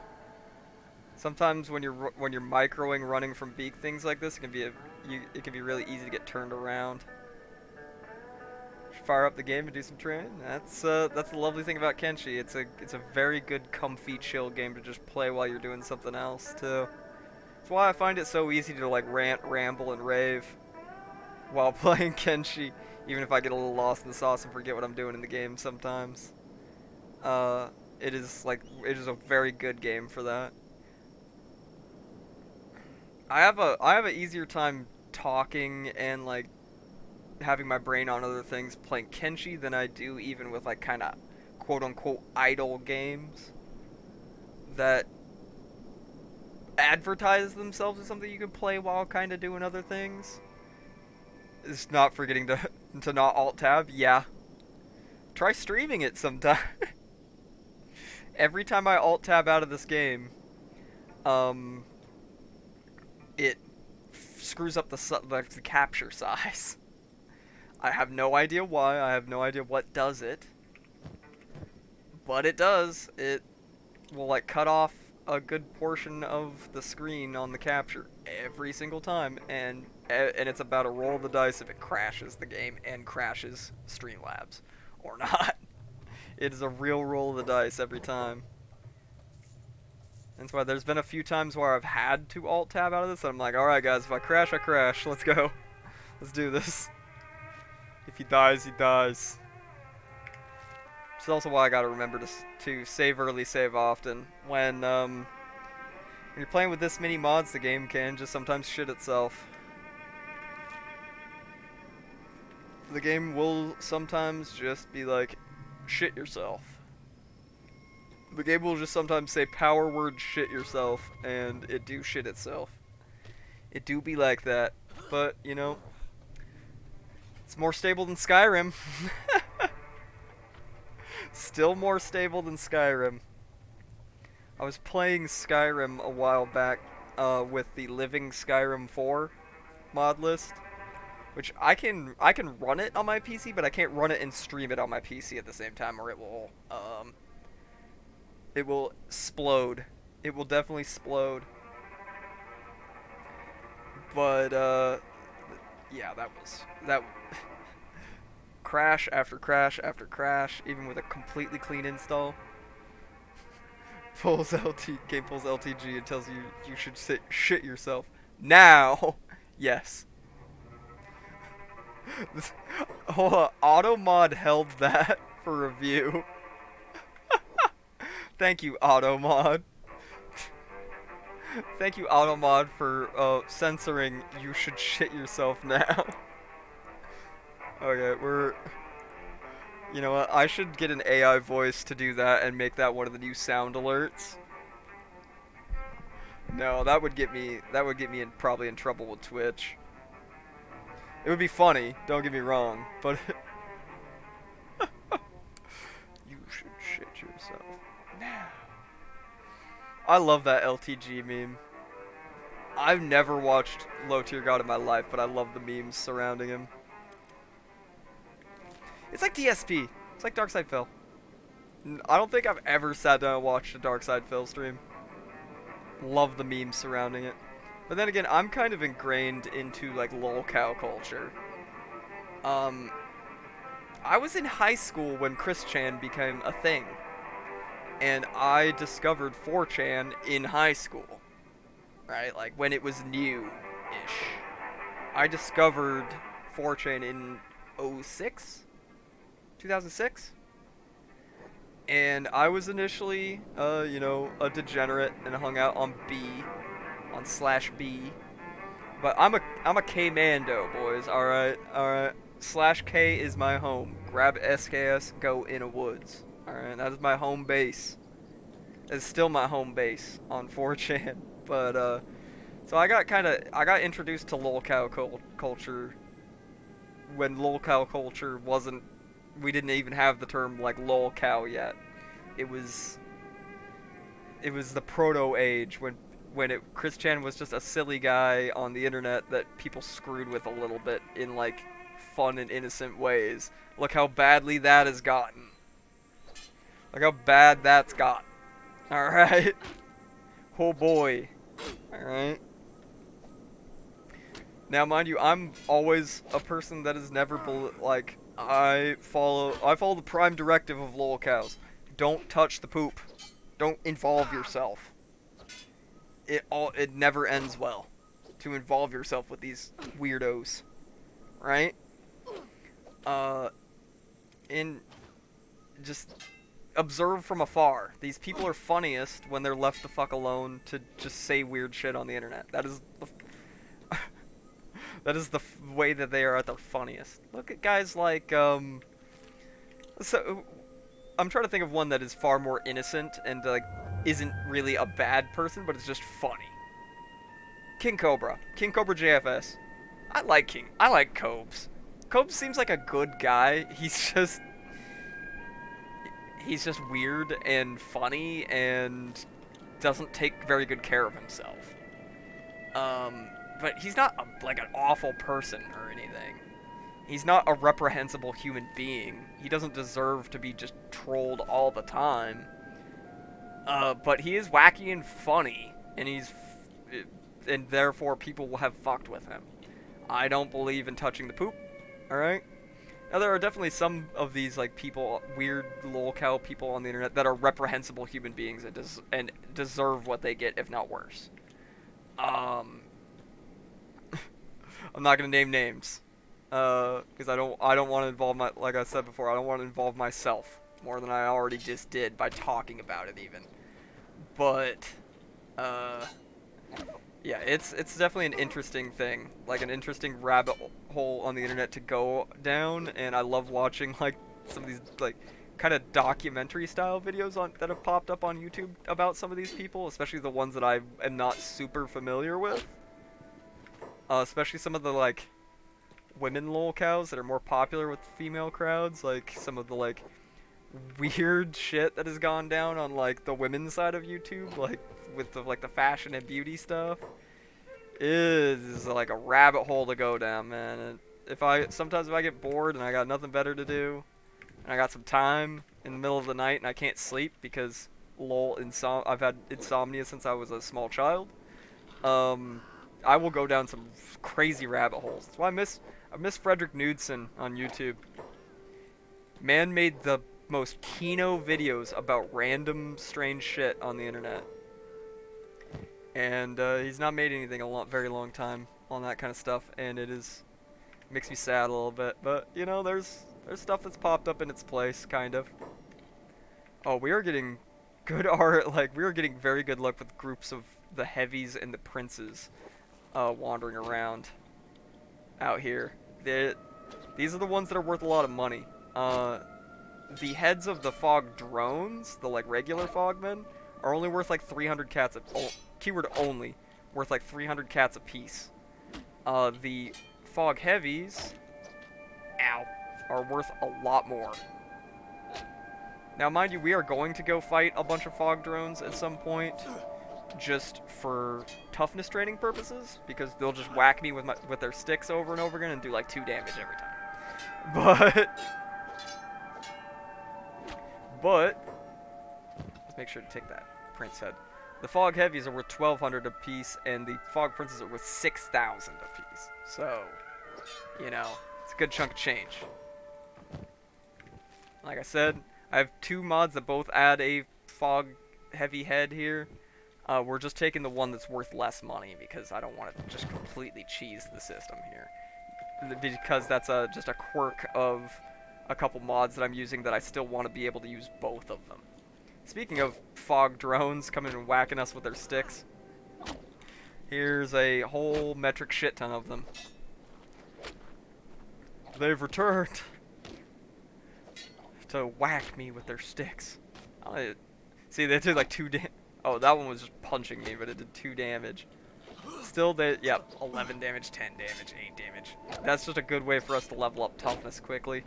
We came in here with like 45 toughness. We're leaving with like 50-ish, or close to. Or 47, excuse me. Brain rot moment. I've got the brain worms, boys. I'm suffering from crippling toxoplasmosis from my mom's cat. That fogman just came in and snatched that fool up. That is what we call not my problem. We've already taken a little bit of a beating. I just want to get these bounties, get these heads for the bounty, and get the frick out of here. I think that one's not going to have a head because it's one that's added by another mod. That's fine. Plenty of heads for us to take and cash in. For that sweet, sweet bounty money. We're getting rich fast, boys, alright? Probably helps that we haven't really spent any money yet. Like, we bought this sword. That was like 8 grand. We bought some of this armor and the backpack. That was a total of like 15 grand. But we've made a lot of money. So I know... Well, of course, I got mods that make certain ways to make money a little easier. But we've also just been... We've been on that Sigma male grind set. Alright? We've been on that grind. Alright? We've been securing the bag. We've been putting life and limb on the line. Holy moly. To secure the bag. Yeah, we're making the mongrel run. We're not going to recruit Beep right now. We will come back for our boy. We will come back for our sweet baby boy Beep. From my NVIDIA factory. Based. Yeah, making money is not hard in this game. If you have any idea what you're doing, it's not hard at all. NVIDIA factory and Squint did crack me up a little bit. That's pretty good.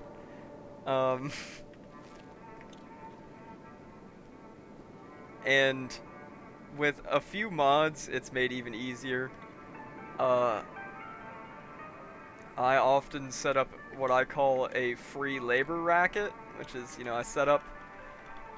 I'll buy a building in, say, the hub. Let's just use the hub as an example. It does fit.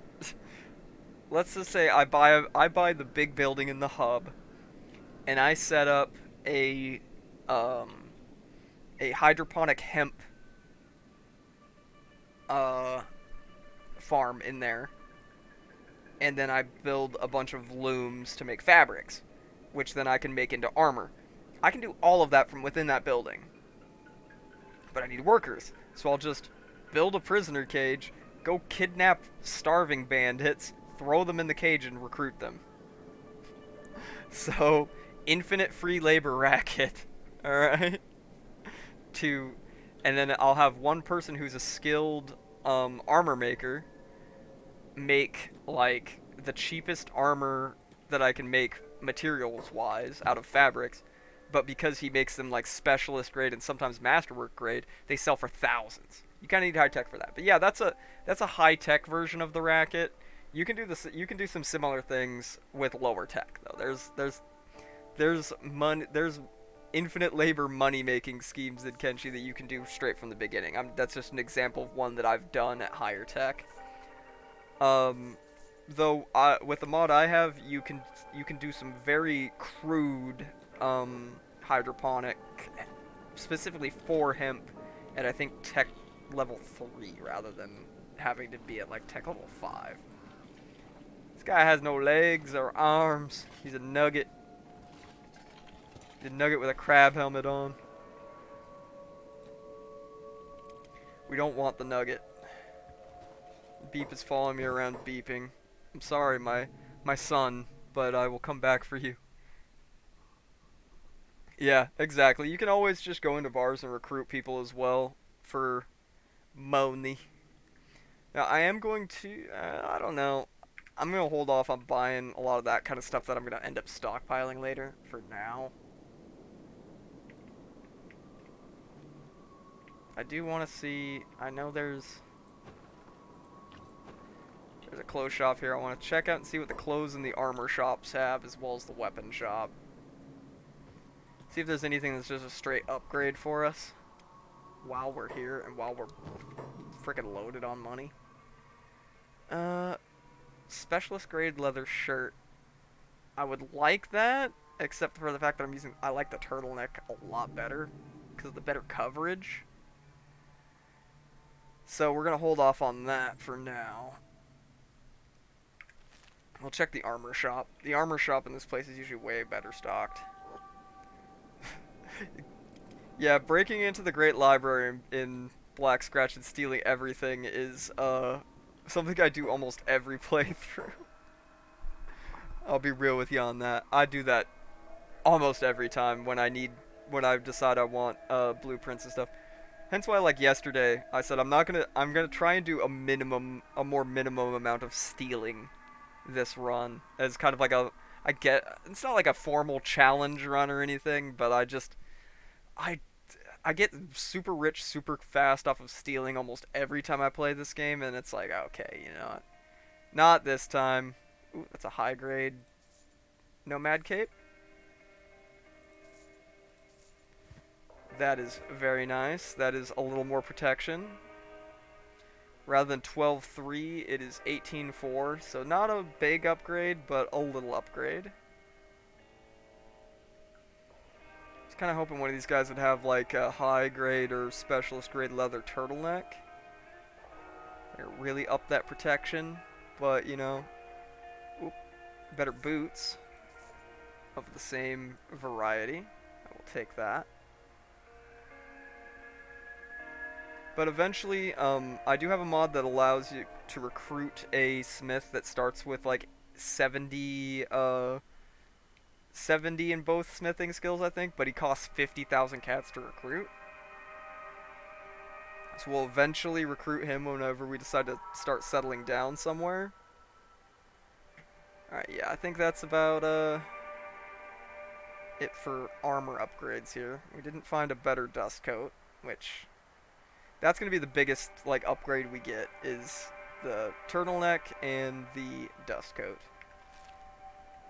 If we can find upgrades for either of those. But let's check the weapon shop just for shits and giggles. Probably not going to have anything better than what I got, because I do have a Mark II sword.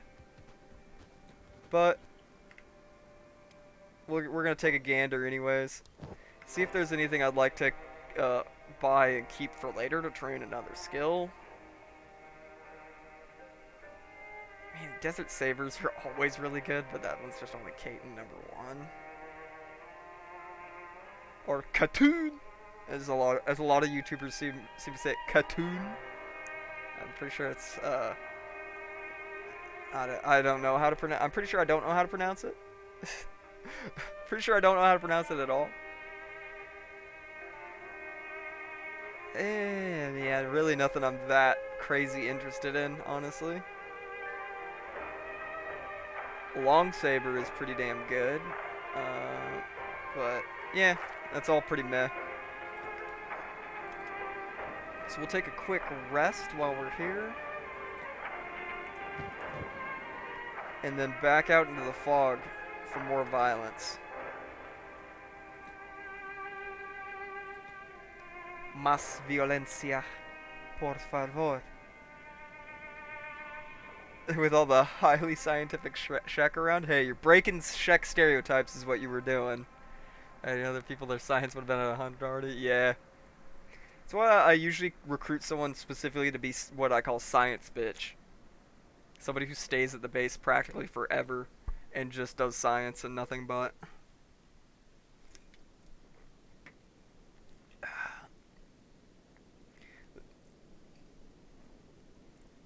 Alright. Full health. Full health. No stealth. Let's go kill some Fogmen. Beep, do not follow me out of town, you stupid bastard. I love you, my son. Do not leave town. You will die. Beep, go back into town.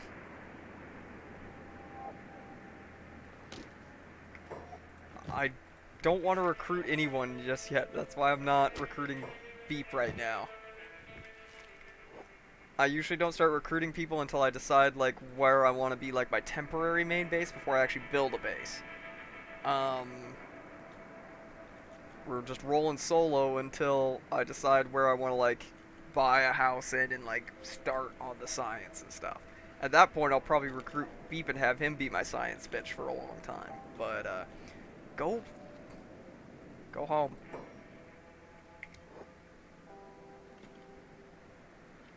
Go home. Go back into Mongrel. Don't need this shit right now. Don't need to be trying to protect you against the frickin' Fogmen. That's probably the silliest Kenshi mod I've ever seen. Colors all the Fogmen brown and gives them the Spurdo Sparda Finnish meme face. And Beep is a Lucky Charm kind of boy, and he's very funny. But he does start with 1 in every stat, so it's like I don't need you right now. Oh, and you would definitely be a liability at the moment. Though I am using the buffed unique recruits mod, which does give some stat buffs to all the unique recruits in this game. But all it does for Beep is give him some athletics skill, so he's doesn't start with 1 athletics.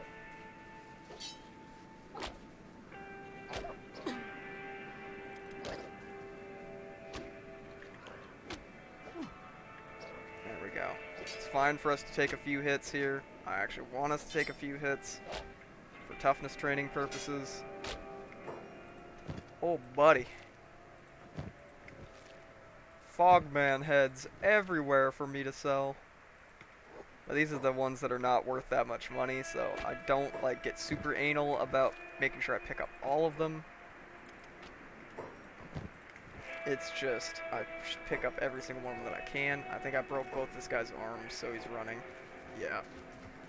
See if we can schwack him here. Nope. Kill. Kill the Fogman. Kill the Ballston. Let God sort him out. Alright. Good. We're about halfway to 48 toughness. And we're making a good little bit of money on the way. Whoop. The wandering groups like this are the ones that I want to take on because those are the ones with princes in them.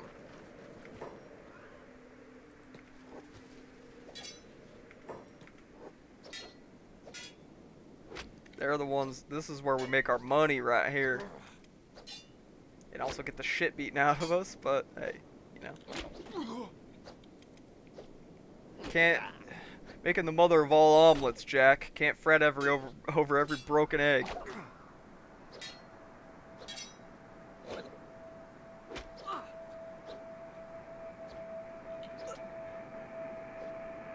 Come on.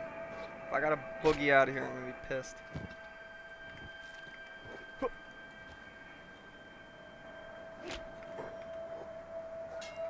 Come on, take them out. They must all perish. They must all perish. I have to approve you saying mongrel too, Lamau. Getting a mongrel can't be harder than Black City or Black Scratch, or was it? It really isn't. I would say as long as you have as long as your character or characters all have over above 25 to 30 athletics and aren't wearing a shit ton of heavy armor, the run to mongrel is piss easy. The thing is, you just want to make sure that you can. Automod is a pussy.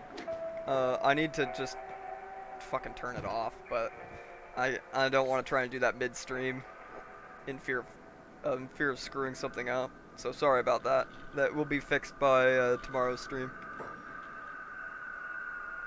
Anyways, what was I saying? Oh yeah, the run to Black Scratch is super easy. You just want to make sure that you that your characters can all run 20 miles an hour or more, because that's what the that's what the fastest Fogman runs. Zardoz is pleased. Thank you for the follow, by the way, Johnny. Appreciate it. And that proves that my sound alerts are working again. Thank you, thank you. And thank you for the follow, and thank you for testing that for me.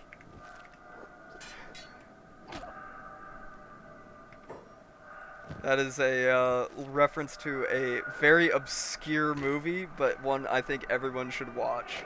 Zardoz is a fucking acid trip of a movie, and I love it. I love that movie.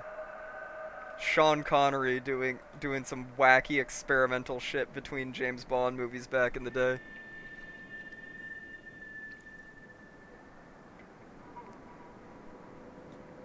But yeah, as long as you guys can all run over 20 miles an hour, you're good to just book it through the Foglands to Mongrel without even a worry of anybody catching you.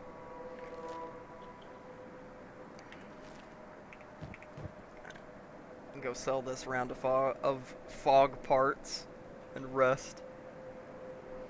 You know, I joked about this being the kidnapping stream, and we've barely kidnapped anyone. The one person we tried to kidnap, I lost track of what I was doing and left their body just rotting out in the sun. And they died out there and couldn't collect the bounty. So I just sold her armor and weapon.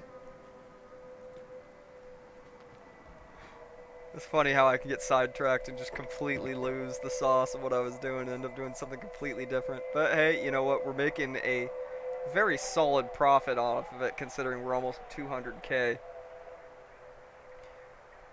Oh yeah, I didn't even think about carrying Beep out of here. True, true, true. I've not decided where I want to set up like my temporary base yet. I normally just do the hub because it's boring. It's boring to do the same thing every time I import them. I do the same. My last game that I was playing off of stream, I built a mega base down here at Fishman Island. I basically had all of this half of the island completely walled off, and like I had shit built everywhere, but I kept needing more workers.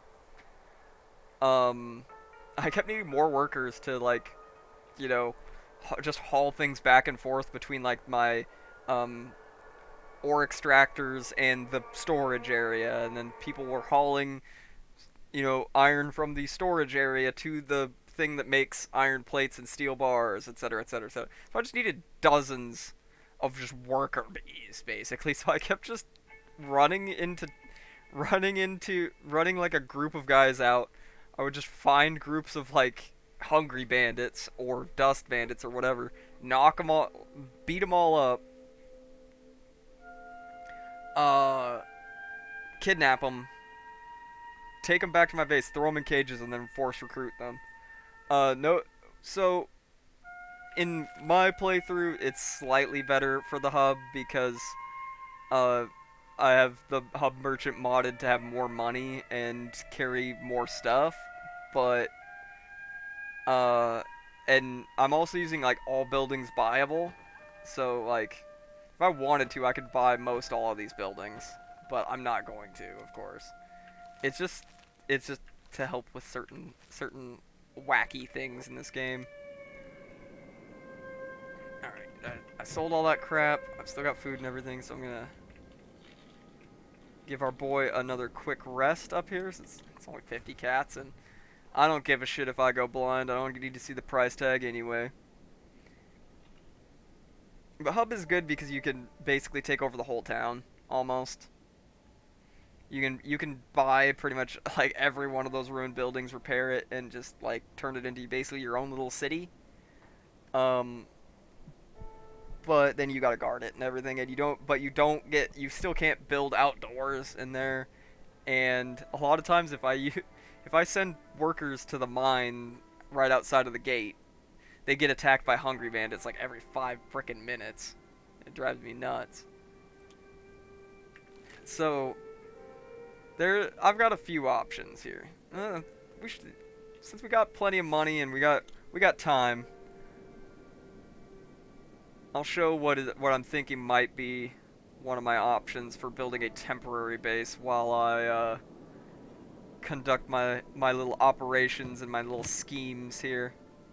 This is added by a mod. It is not a vanilla Kenshi settlement.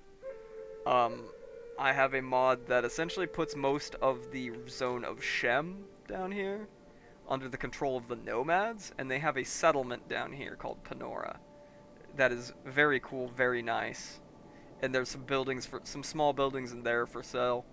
I could use as like kind of a basic little base. And it's kind of centrally located is what's nice about that. Panora being down here, it's a very short run to Flats Lagoon if I want to smuggle hashish. It's a pretty short run to Caton to be able to interact with the UC. But it's also not a very long run to go back into the border zone and go to Squin if I need to interact with the Shek, like deliver a bounty to the Shek. The only thing that sucks about it is that you're right on the border with the swamp here, so a lot of times if you just try an auto path to the hub or to Squin, it's going to take you through the swamp, aka lag zone 9000. Even though I have Windows installed on a 2TB SSD, and I have Kenshi installed on a 1TB M.2 SSD, going through the swamps will still have like a loading pause thing like every frickin' 10 seconds of running at full speed. It is I hate the swamps. Swamps, least favorite zone in this game for me, just because of that. The swamp would be really, really cool if it didn't lag out all the time, and you basically just had to run at frickin' 1 speed all the time. It sucks. And the auto pathing through the swamps also sucks. And it will send your guy like just into a random pools of water where he will just like freak out and sit there and tread water. It's just I hate the swamps. But if you don't mind manually sending your guys straight north into Skinner's Room and then around into the border zone and then all the way around and up here to get to Squin and then Admeg and all that, then it's pretty good.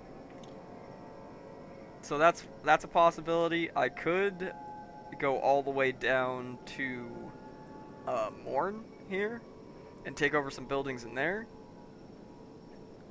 That also is pretty good and it's pretty centrally located, and it's also under the control of tech hunters, so they actually like guard the settlement a little bit. But most of the buildings are ruined and viable there. That would be a good one. But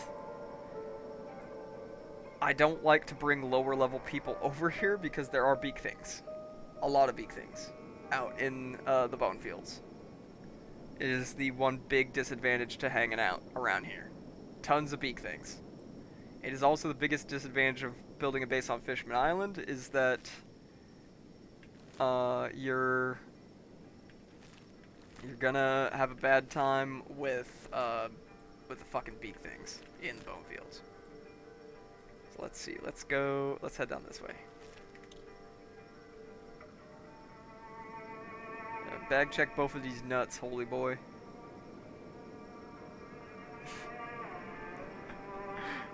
I'm being especially hostile to NPCs in this game today. Oh, I have no idea why. Haha.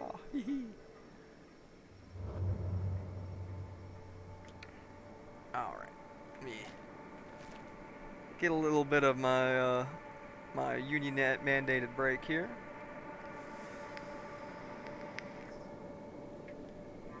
Union mandated smoko complete.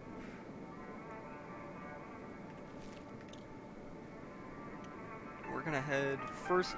We'll stop by the way station over here, see if they have anything good. These way stations will sometimes have some Gucci stuff. Actually, I don't need to. I keep forgetting that I like haven't even put down roots enough yet for me to like store science materials. Because I normally do that so early on. I normally do that like day 1, maybe day 2. Like just buy a random house in a town somewhere, plop down a chest, and start stockpiling things I'll need later. We're day 14. Beginning of day 14, I haven't even bought a house in a town yet. So, you know, I'm really been sticking to my word when I said we're gonna take this playthrough a lot more slow-paced, kind of just eke out our like mid-game and late-game goals as we go, rather than having a set thing from the beginning. And I think that's really helping me, like, helping this playthrough have a little more longevity than another one would, for instance, so that I could pick this one up once or twice a week. While I'm still streaming other things on the other days, and you know, just that way we're just chillaxing. You know, we're not having a bad time. That way, that I'm not getting anxious about like, oh, I need to accomplish this goal on this stream. Like, man, I'm just gonna enjoy it, and if people like it, people like it. If people don't like it, then it won't get views. Not that big of a deal. Simple as. I think for a while there I was getting way too anxious about like, oh, I need to play this and this because it's new and it's gonna get views and this is who cares? If it gets views, it gets views. If it doesn't get views, it doesn't. I'm a slave to the algorithm, and if I just accept that and just do whatever the hell I want, then is what it is. Can't drive myself nuts over it. Yeah, some blueprints and stuff that I'll want later, but moving on. We're going to head into just in the kitty corner of Skinner's Rome here.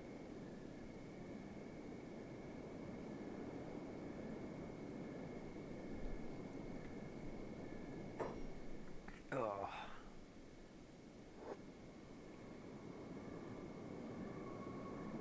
And then we'll head straight south from there into Shem. I kind of got to micro this a little bit sometimes.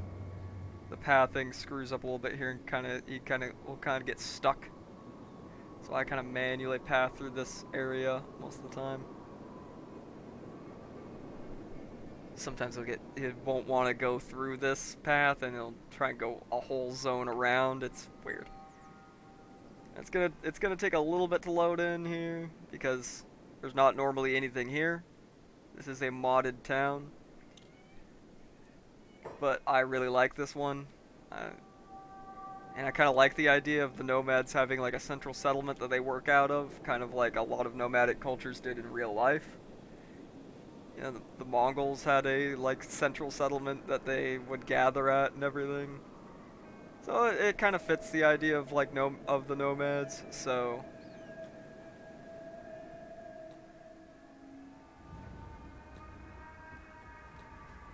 I keep this one. I always keep this mod in my playlist. Map of the Swamps would be nice. Get some other maps. Maps are good. Maps are great. I'll add some stuff to the map. I have a few other modded towns in here. Alright. Nothing more really there, but there is a good weapons shop here. There's a good armor shop here. And there's some buildings for sale. We'll probably end up buying one of them. If not immediately, then at some point. Excuse the voice crack there. Excuse the little voice crack. I am just kind of still shaking off the last remnants of a respiratory infection. I don't know what it is. I have great lung capacity and everything, but about once a year I get a nasty little upper respiratory infection that takes a few weeks to fully shake off. It's happened probably since I was like 15, 16 years old. Been checked out by all sorts of doctors. They say you're fine. This doesn't seem to be any sort of chronic thing that causes this. It seems to be that you get about once a year you get an upper respiratory infection that puts your dick in the dirt for a couple days, and then you kind of just cough up phlegm balls for a week or two, and then you're good. This year, it usually happens about this time of year too. Sucks. But yeah, I'll probably end up buying like maybe this house, I think. That's our hydroponic center.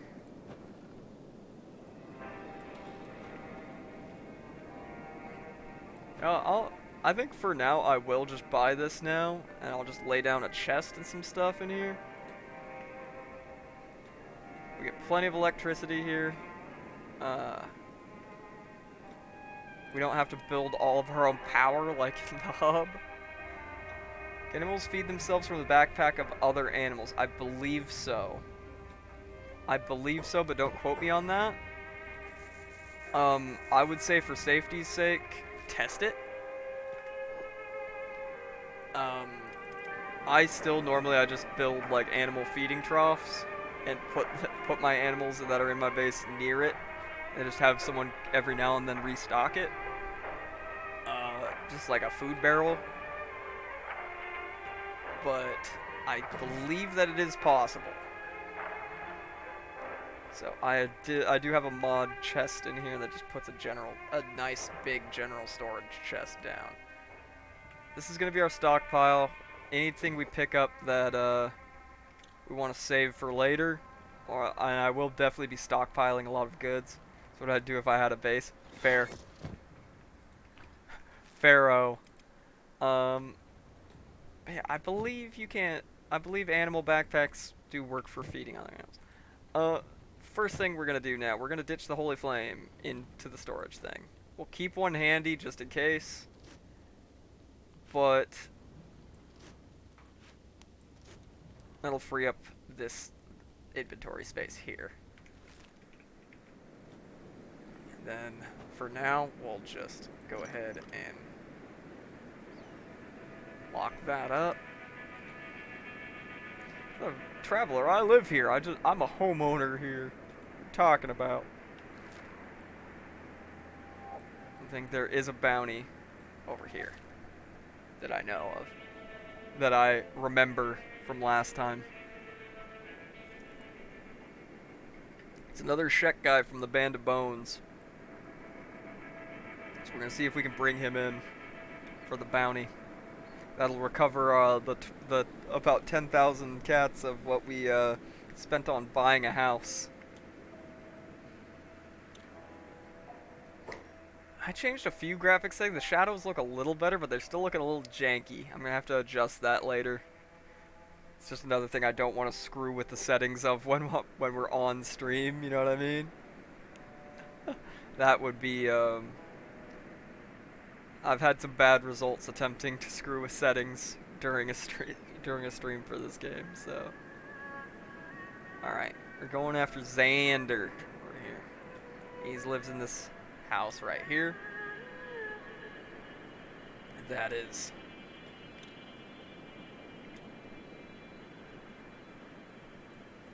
right next to this little nomad camp. I've had crashes over here before, so I'm very cautious about it. See if we can sneak in and knock him out. If not, we'll fight.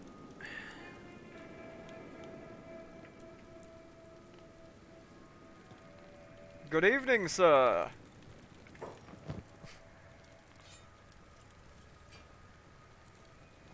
I'll be taking your food cube. And I'll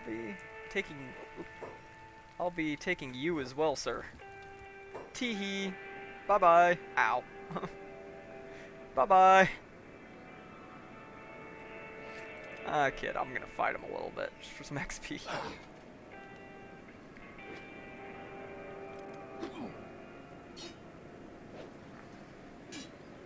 Maybe loot their shit off of them too, if I take them all out. Which looks like it could be a big possibility because kind of wiping the floor with these guys right now. Got melee defense almost up to 60 now, that's good. Melee defense is very important. Dexterity is probably unless you're using like heavy weapons or a big blunt weapon or something like that, dexterity is of course massively important. Their armor is worth shit. So that one is though.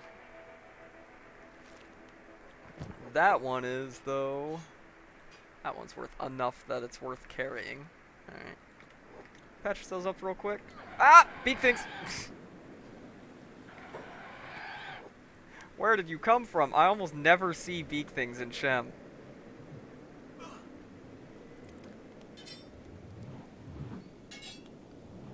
Almost never do I see beak things in fucking Shem of all places.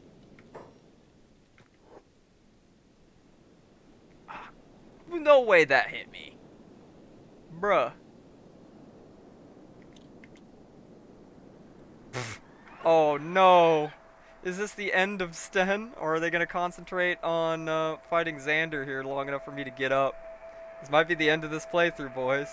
Dex is important for anybody that wields a weapon. Dex matters not at all for, or not hardly at all for martial arts. If I'm following it correctly. Okay, they're gonna fight him. This might give us enough. This might buy us enough time to get up and do something about this. This is bad. This could be quite bad if they knock him out quickly.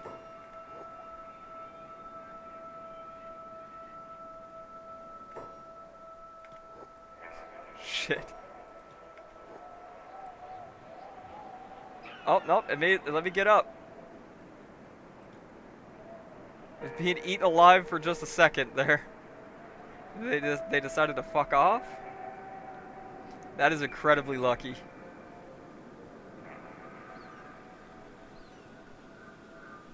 Yeah, that's strange. I don't really screw with martial arts much, so I guess I could be wrong there, but okay, okay, Xander's right here. For now we're just gonna pick him up. Don't make me fight you right now, dude. I do not want to fight you right now. I want to get the hell out of here. Get to the wiki. Away! Though, just be careful with using the wiki for information. Sometimes the wiki is just blatantly false on some things. At least it has been in the past. I've not used the wiki for anything recently. Okay, let's put down Xander real quick so I can first aid him.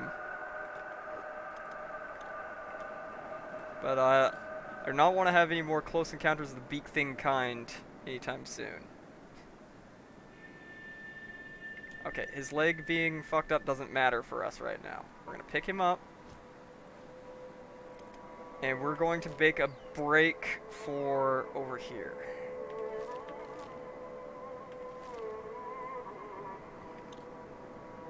This is like the first time I've run into beak things in Shem in forever, and they fuck my shit up. Un gran sorpresa. Un gran sorpresa.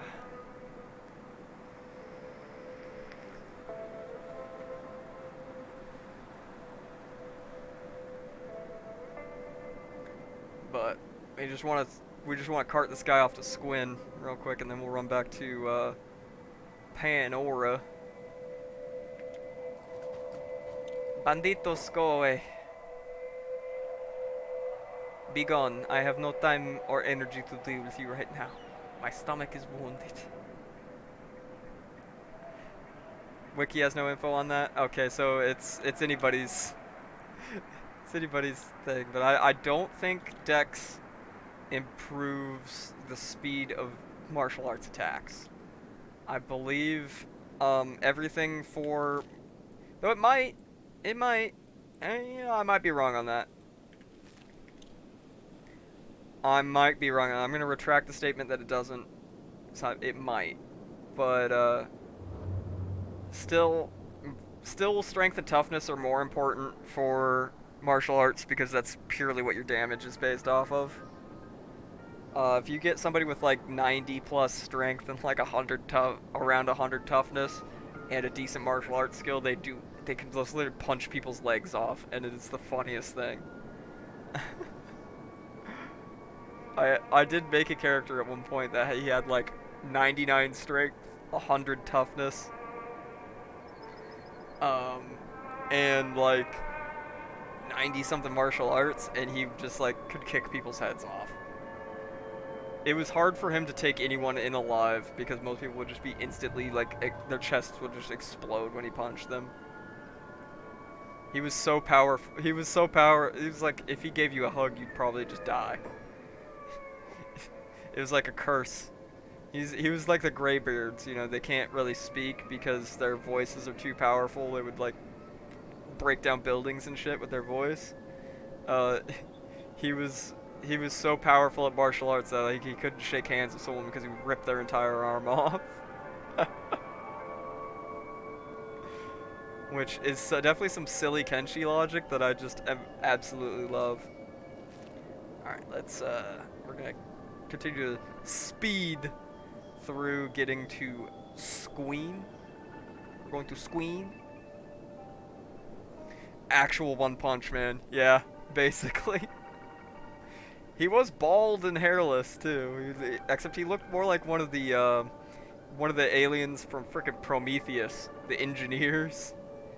So I made him pale as hell and completely bald and just huge. He was like made him as tall as the game would let me make him, and because he had 100 strength and 100 and like crazy martial arts, I also made him level up weapon and armor smithing, so he got even bulkier. He looked like a bad cartoon character. It was great. It was awesome. It was hilarious, but he was so overpowered that I just was like, there's no fun in this anymore. Now, I think that was the last time I made a martial arts character in this game, honestly. I don't know, it's just this overpowered martial arts is just not appealing to me anymore in this game. I've had my fun with it.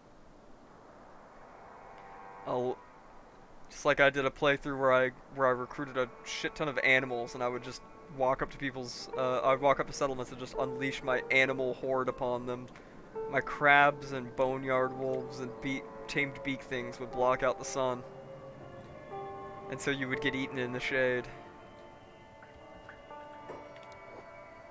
But I am glad that Sten here managed somehow to get himself out of that and that he did not get eaten by those beak things.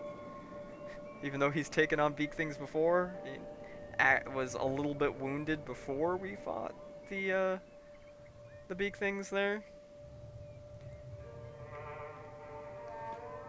So that could have ended very badly. Alright, get up the stairs. Frickin' Kenshi pathfinding. We'll rent a bed again. And once again, don't go anywhere. I will be right back. I have to use the restroom again. Once again, energy drinks going right through me. So I'll be back in about a minute. Don't go anywhere, boys.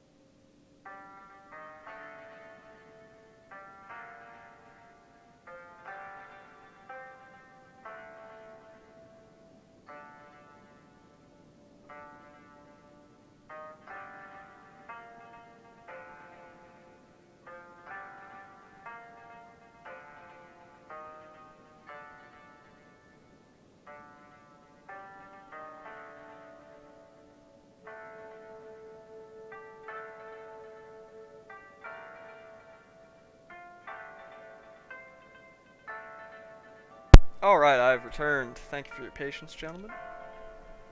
Thank you for your patience. I went to the gas station earlier and got a Rain orange dreamsicle. It's definitely better tasting on the energy drink scale than most. That's why I didn't drink when like energy drinks were new, like Red Bull and Monster and Rockstar were a new thing. I never drank them because I was like, these taste like shit. I have developed a taste for the white monsters over time. Mostly, it started out as embracing the 30-year-old boomer meme, and now it's just become like I genuinely like them. But, these Rain ones, that's Rain is in like the reign of a king, like REIGN. They actually taste good, and that's dangerous with me. Because then I'll just absent-mindedly drink it when I don't really need to. And that means I end up on a little bit of a caffeine buzz. Let's check out this bar down here. Sell all that crap. Bro, didn't I already tell you off?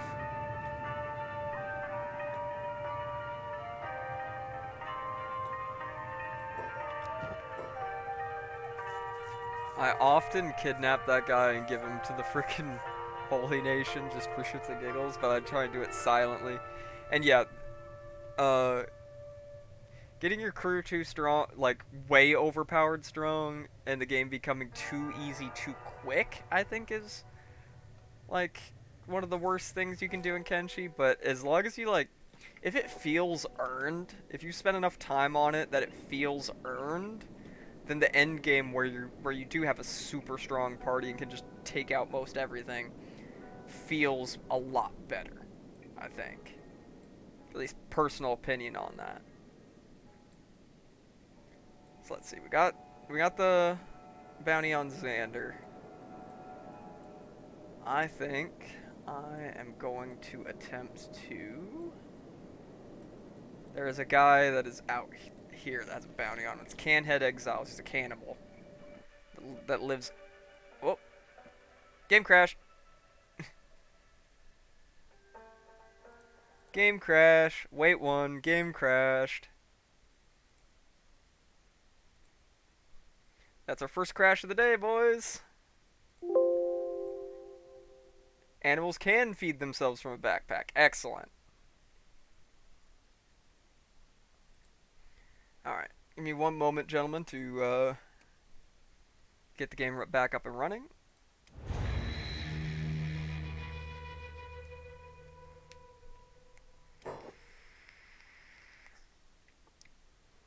And then I will fix the capture size. Because, you know, Kenshi. Kenshi being Kenshi.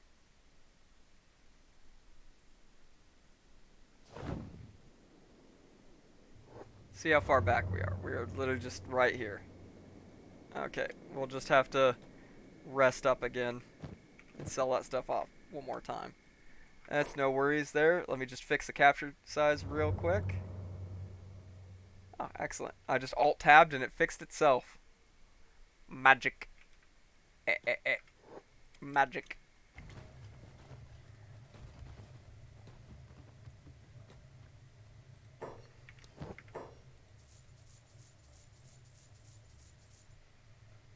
And yep. Alright. Gonna shift that stuff around a little bit. Save again. Quick rest up. Sorry we have to do that again. I will quick save again afterwards so that we don't have to repeat this one more time. One more time. Bam, down, down, down. Good to know on animals feeding themselves from another animal's backpack. That is actually useful information. Genuinely useful information time with Tier. That is I'm gonna put that in the old mental Rolodex for later. That's a secret mouse tool that'll help us out later. Alright. Quick heal back up. Then we're going after that Canhead Exiles cannibal guy that lives in Skinner's Room. So we can collect his bounty. I named the bounty or I named the stream, and I'll be naming the VOD after the idea that we were kidnapping criminals for fun and profit. We've only done that once. We've done that once in 2.5 hours so far. So we need to step it up. We need to step it up. Good news for the puppy I bought from the nomads. Buppers. Buppers is good boy.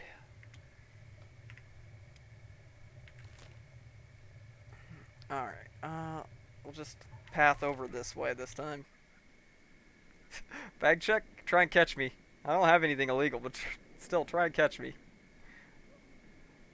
Why? Because I run at fucking 27 miles an hour, and that's with boots on. If I put sandals on this guy, he'd be cruising. He'd be cruising at almost 30 miles an hour. Imagine being able to, like, consistently run over a long distance at, like, 30 miles an hour. That's like 65 kilometers an hour. 65. That's more like 70 kilometers an hour. I'm bad at math inside my head. I'm bad at math with this stuff, so sue me if I'm fucking wrong there, if I'm way off. But I think 30 miles an hour is right around 75 kilometers an hour. I'll do that on my phone real quick. Let's see. We'll see how off I am.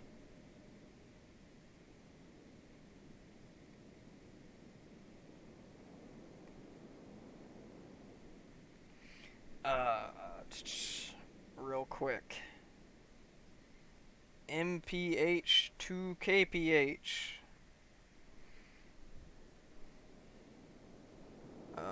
30. Okay, I was fucking way off. I was way off, man. It's 48. 30 miles an hour is 48 kilometers per hour. That's still fast for somebody running.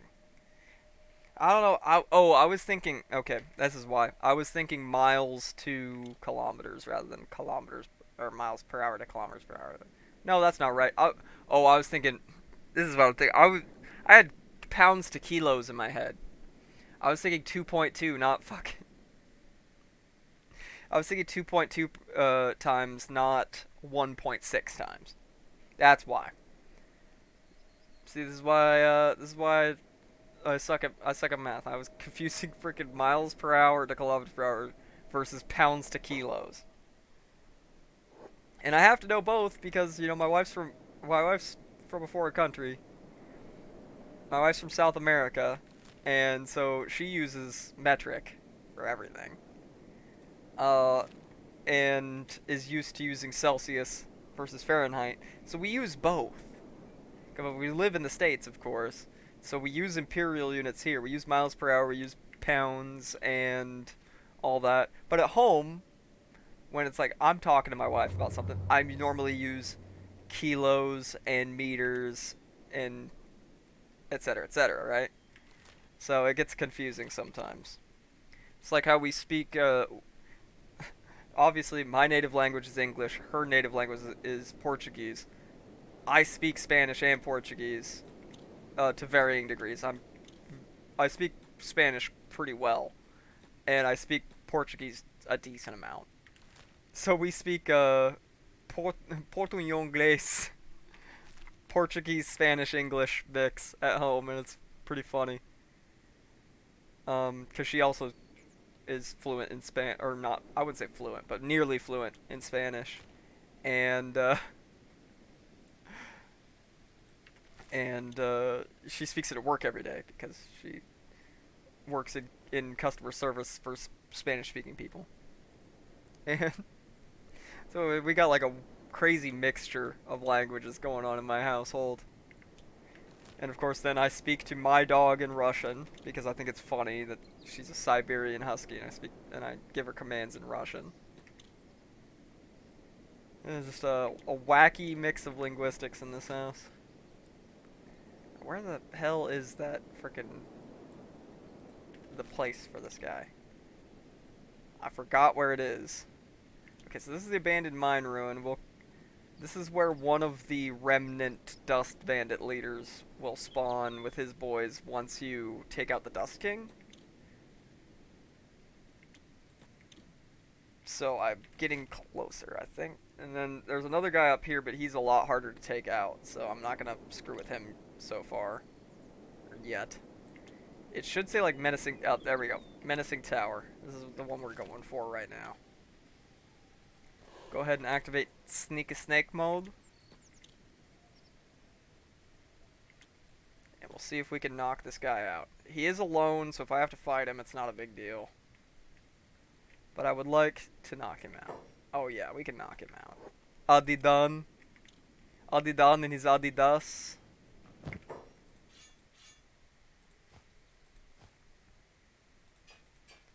Take all that valuable shit off of you. And you're gonna be going to Holy Nation. Well, that's 30 grand right there, as long as we make it there in one piece. So, but Bad Teeth doesn't have a place where I can turn him in, so I'm gonna go ahead and just head straight for Blister Hill. We're gonna give him straight to the Phoenix.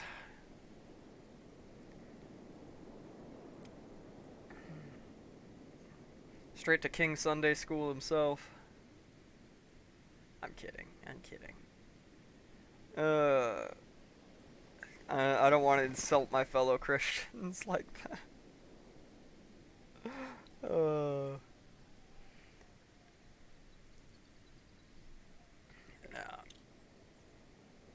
Well, it's funny too, because if you actually really read into like the lore of Kenshi a little bit, they're like, no, the Holy Nation normally isn't quite this extreme.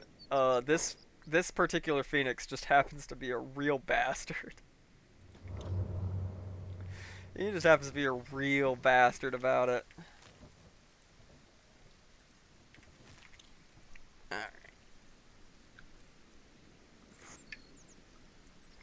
Alright.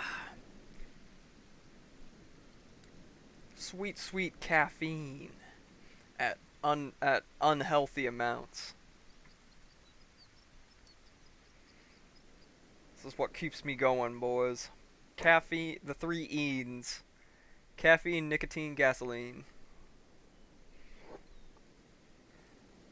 The 3 building blocks of a tier.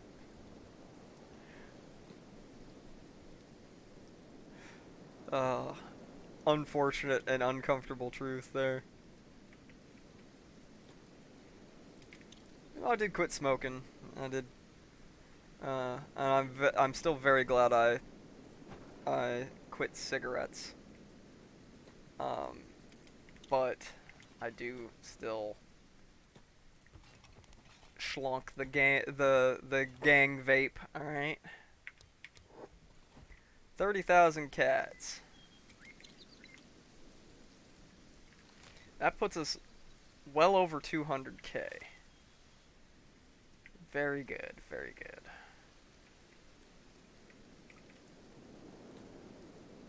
Yep. It might behoove us at this point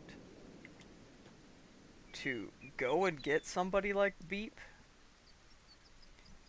or somebody, maybe not Beep immediately, to be our science bitch who will just sit in our house in Nomad Town and do science. But I don't know. I don't think we're gonna do that quite yet. I might actually just do that off camera. But you know what? Let's head back to Skinner's room. There's more bounties. There's another. We might as well try and get the other bounty there. The Slave King. He is quite difficult to take out, but if we manage to grab him, he has a massive bounty on his head. Only problem is we will have to cart him all the way to the nearest UC, United Cities place. Which normally would be Clown Steady, but screw that, we ain't going through the swamp. So it'll probably be Caton. So, that's if we can get him, alright? Big if there.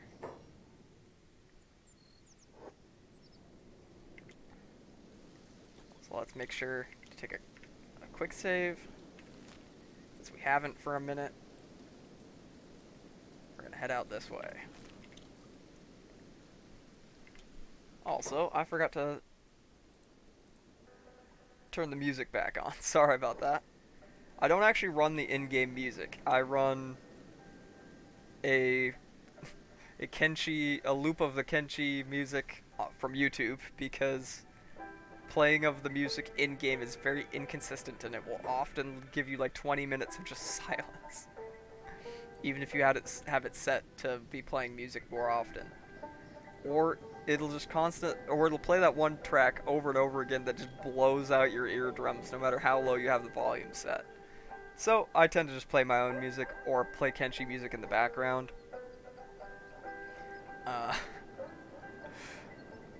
And after we crashed, I paused it and I forgot to restart it. So oopsie daisies on that. Where are these idiots? Oh, some hungry boys? Some hungry boys? Come here. Come on over, have a little quick fight. Oh, already lost. I heard this poor guy is a medic and now he's working the more distant copper mine and keeps getting his shit slapped. Already lost a leg. Yeah. That happens to, I was talking about that a little bit earlier. That seems to happen every time I set up at the hub. I'll set a couple people to like mine copper at the one that's outside the gates. And they'll almost always get their shit pushed in. Pro tip, especially if you're starting out with just humans, there is a copper node that's kind of hidden a little bit inside the Holy Nation town of Stack. That is within the walls, so you can safely have somebody mine copper, basically forever, while within the safety of the walls of Stack.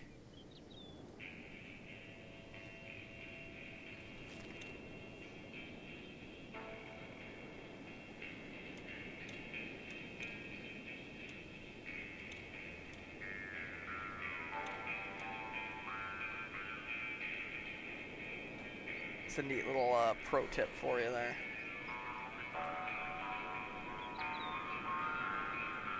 Alright, what's our chance to knock this guy out? 0. Yeah, we're not gonna be able to get this guy right now. He is stronger than I remember him being. Which makes sense. Makes sense. No wonder I didn't go after him before. Well, I say then, we head back towards Squin. And we're gonna try and take out Flying Bull. We're gonna Naruto run. We will stop Naruto running. We'll take out a lot of the guys that are bounties for the Shek first, I guess. It's kind of the trend we've gone along so far. Because as even though I have a decent amount of money, I want a lot more money because we're going to buy a few alliances before we even think about building a base. We're going to buy a few alliances. I have a mod that allows you to make an alliance with the tech hunters. That is probably going to be one of the first ones we do. We'll make an alliance with the tech hunters. Oh, I'm sorry. I think I saw a big old group of river raptors over here, and I can't help myself. This is free money, man. It's literally free money.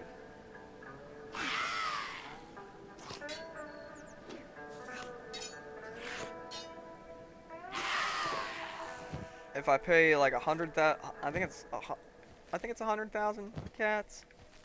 I get a free alliance with the tech hunters, which is nice when you build bases in a little more remote places. That you have a pretty good chance of tech hunters showing up to help you in raids. It's very nice. I'll probably make a few other alliances. We're definitely gonna ally the crab boys, alright? Because then if we decide to settle in like Green Beach, take that really good spot in there, then we'll hardly ever have, as long as we take out a few minor factions, we won't hardly have to fight anybody because the crab raiders will do it for us. Especially the spot that I like in Green Beach is right next to a crab village. So if pretty much anyone attacks you, you'll get some crab raiders that will come help you. Love tech hunters steal all my crossbows from me. Tech hunters are a very good faction to be friends with. I'll just double check and make sure I got all the pelts here. Excellent. We'll stop in Bad Teeth real quick, even though it's like my least favorite Holy Nation town, because it doesn't have much for amenities. To sell some of this stuff real quick at the bar.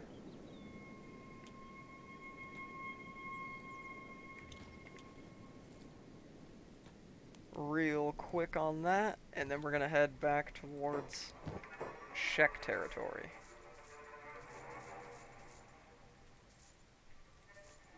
Yo, that is an edge type 1 katana, but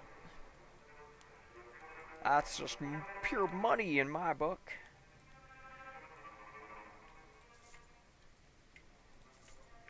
Alright, buy enough dried meat that I won't have to worry about it for quite a while. And we still have 245,000 cats. So, this is where I path back towards the hub. We're doing enough running around that I won't ever have to worry about trading athletics. Oh boy, we're at 87 athletics. That's why our boy is cranking along at 27 miles an hour in boots. Fast! I'm fast as fuck, boy! You have no idea how fucking fast I am. And I have completely broke what I said yesterday about cussing less. I blame the caffeine. I blame the caffeine.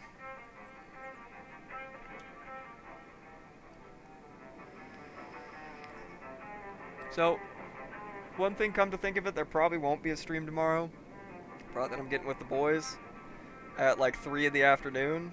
So if I do stream tomorrow, it'll probably be later in the evening.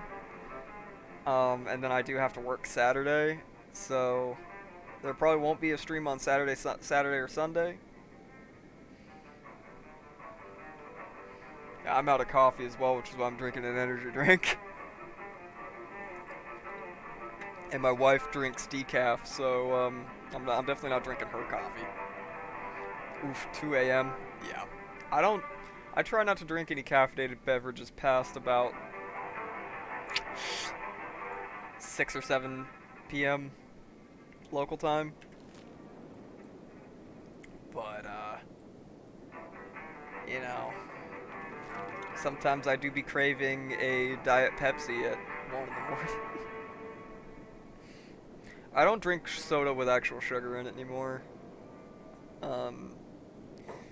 Because, I mean, I don't want to get too personal here, but my dad did die of pancreatic cancer that was developed probably due to the fact that he had untreated diabetes, type 2 diabetes for years, and drank like a 12 pack of Coca-Cola a day.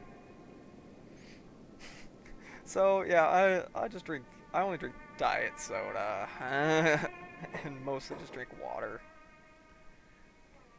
Occasional energy drink, but I drink the ones that don't have sugar in them.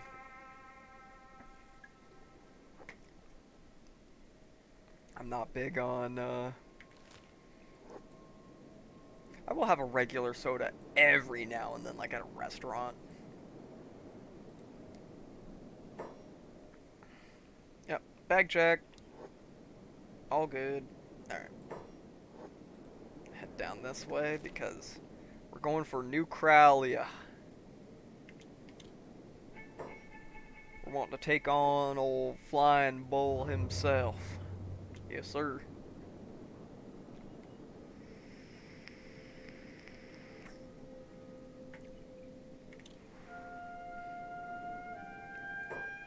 Turn him into the Shek for some money.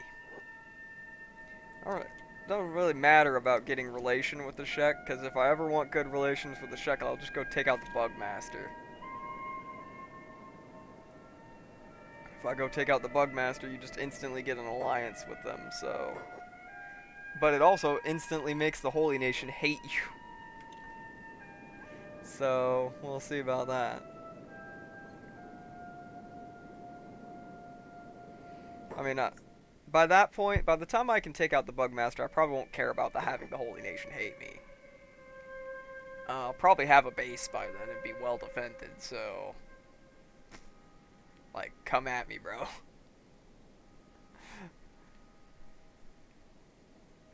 Alright. Let's see here.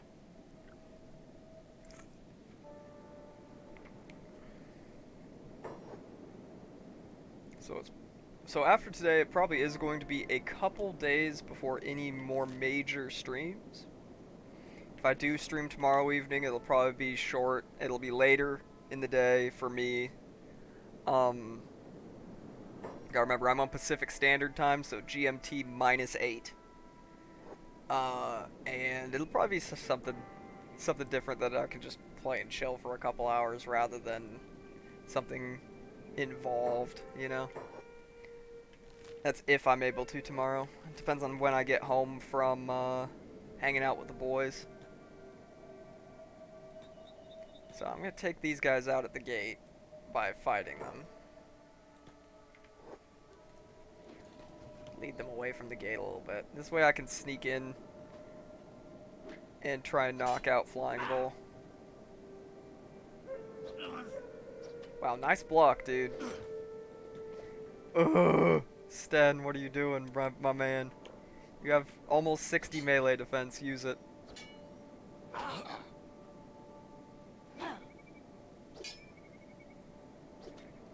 Bruh. Bruh. And they're all hitting me exactly in the stomach. Bruh.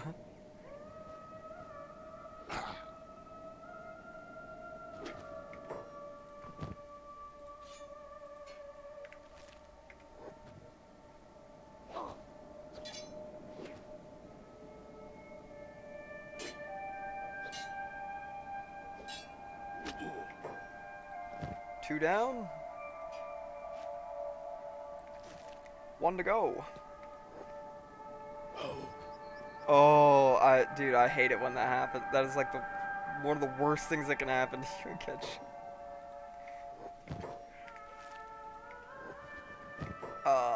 That is absolute dog water. I hate it when that happens.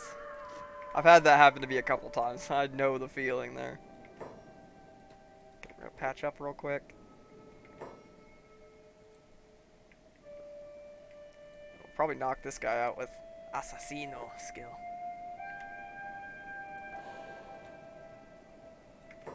Assassino.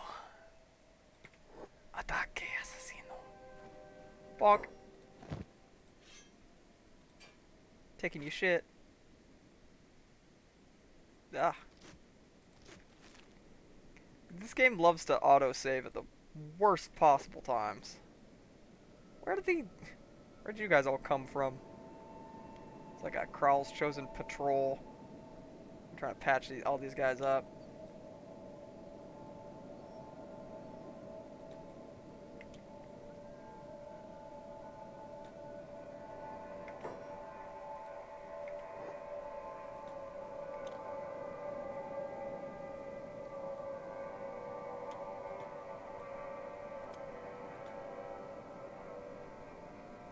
See if we can sneak in and knock some more people out.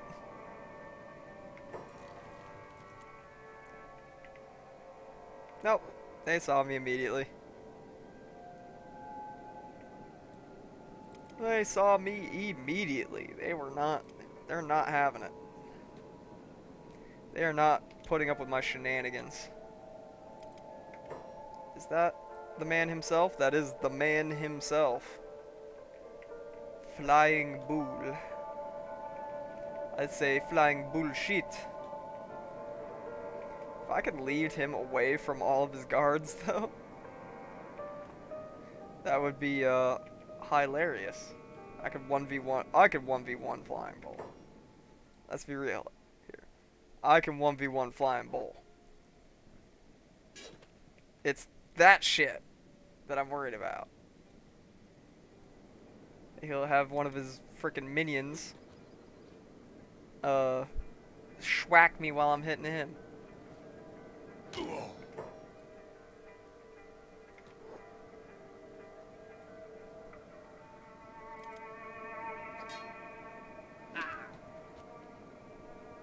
So we do a little kiting here.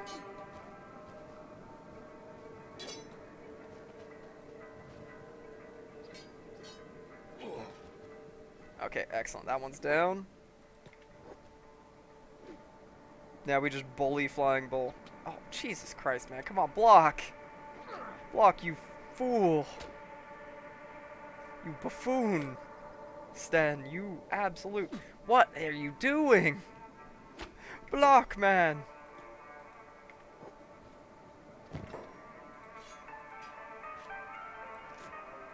Lord almighty. Alright. Heal ourselves up real quick. And we're going to book it towards Great Fortress. And hope that Flying Bull doesn't die on the way. Where are you going? Don't try and go through the enemy base. Smartest Kenshi pathfinding moment there. Lovely.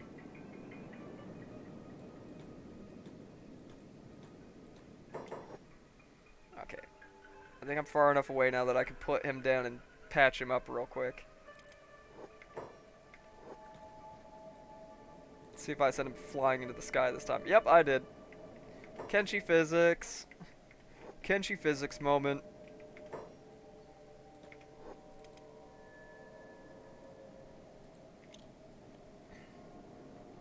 We're gonna patch him up just enough to keep him alive. I don't care about your limbs. I don't care about the integrity of your limbs. I care about getting you to the bounty office alive. That's all we care about here. Yes, sir, yes, sir, yes, sir. Alrighty.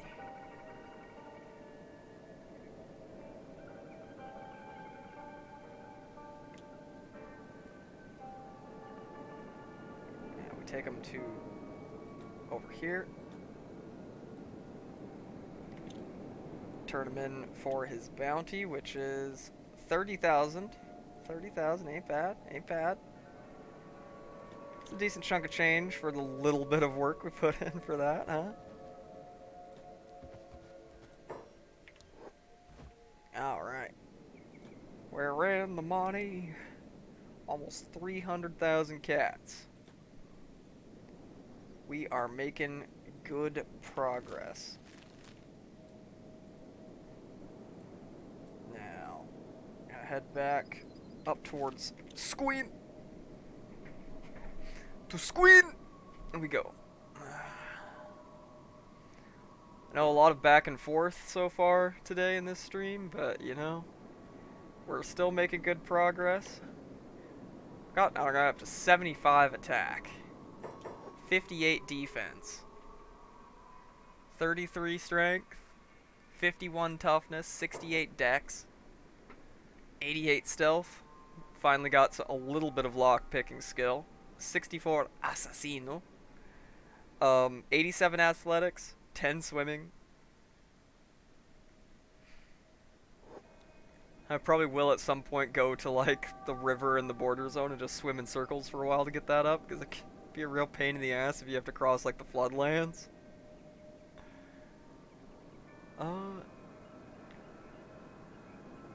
You know, it's just getting a lot more powerful. Our boy will be nearly unstoppable before we know it. Before we know it, he will be nigh unbeatable in a 1v1. The problem is when it's not a 1v1. But as we get that dex up to like in the 80s and 90s, he'll be able to schwack groups of even the most not most, but more powerful enemies that come in groups will fall a lot easier. It's just the speed at which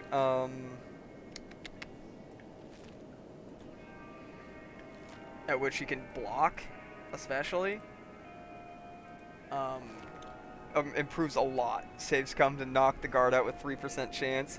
Based in save scumming pilled. I definitely will sometimes do that with assassination. Maybe not at a 3% chance, but that's like a 30-something% chance. I will definitely save scum it sometimes if I really feel like it. And you know, I got no shame about it.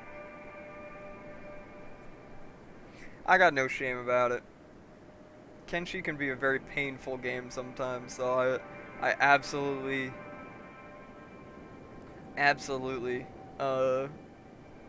will save scum on occasion.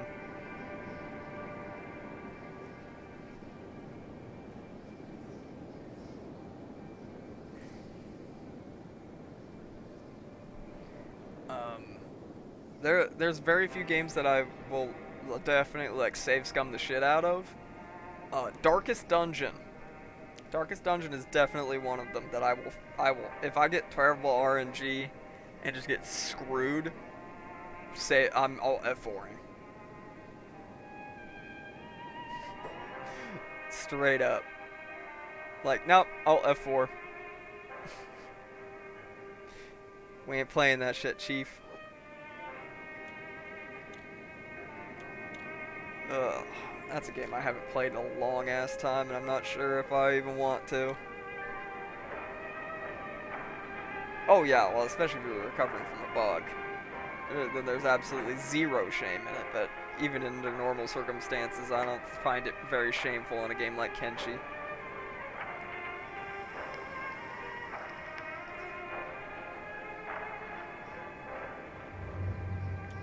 Oof. Oh, no, I'm probably just gonna have to change the coil on my vape soon. I was like, that fell a little... Eh. But I'm a miser, and I wait to change these things until the very last moment, you know. Do be like that. I am a notorious penny pincher. To the point where everyone in my family makes jokes about it. That like when anyone needs financial advice, they talk to me because I'm such a freaking penny pincher. No, I am not made of money by any means. You know, I don't have tons of expenses, so I don't feel the need to attempt to make tons of money. My wife makes decent money, so that's why I'm only working part-time right now. But I am such a penny pincher when it comes to like saving money on things that everybody in my family is like, hey, dear.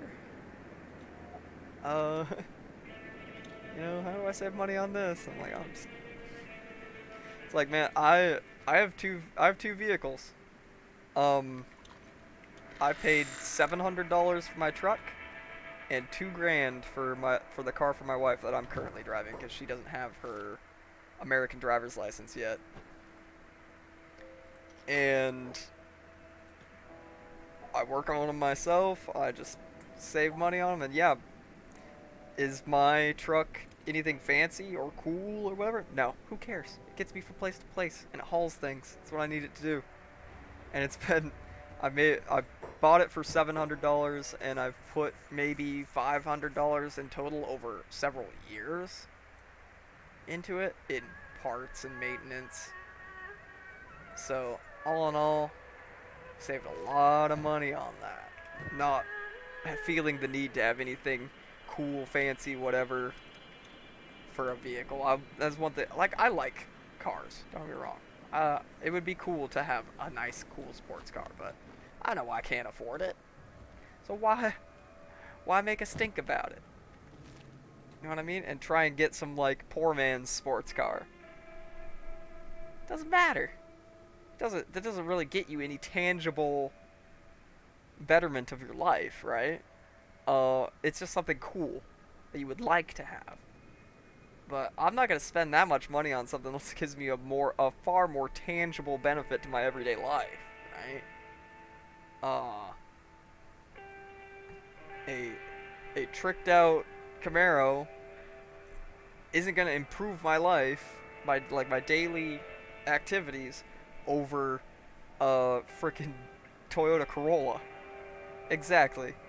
Shit, with my truck, I don't even have the stereo to play or air conditioning, but you know what? It doesn't really matter that much. With my Toyota Corolla, it moves from A to B, it gets good gas mileage, and frickin' and I bought an Amazon thing that I can plug into the auxiliary port and play music off my phone. Wow. Easy frickin' peasy. Oh. However,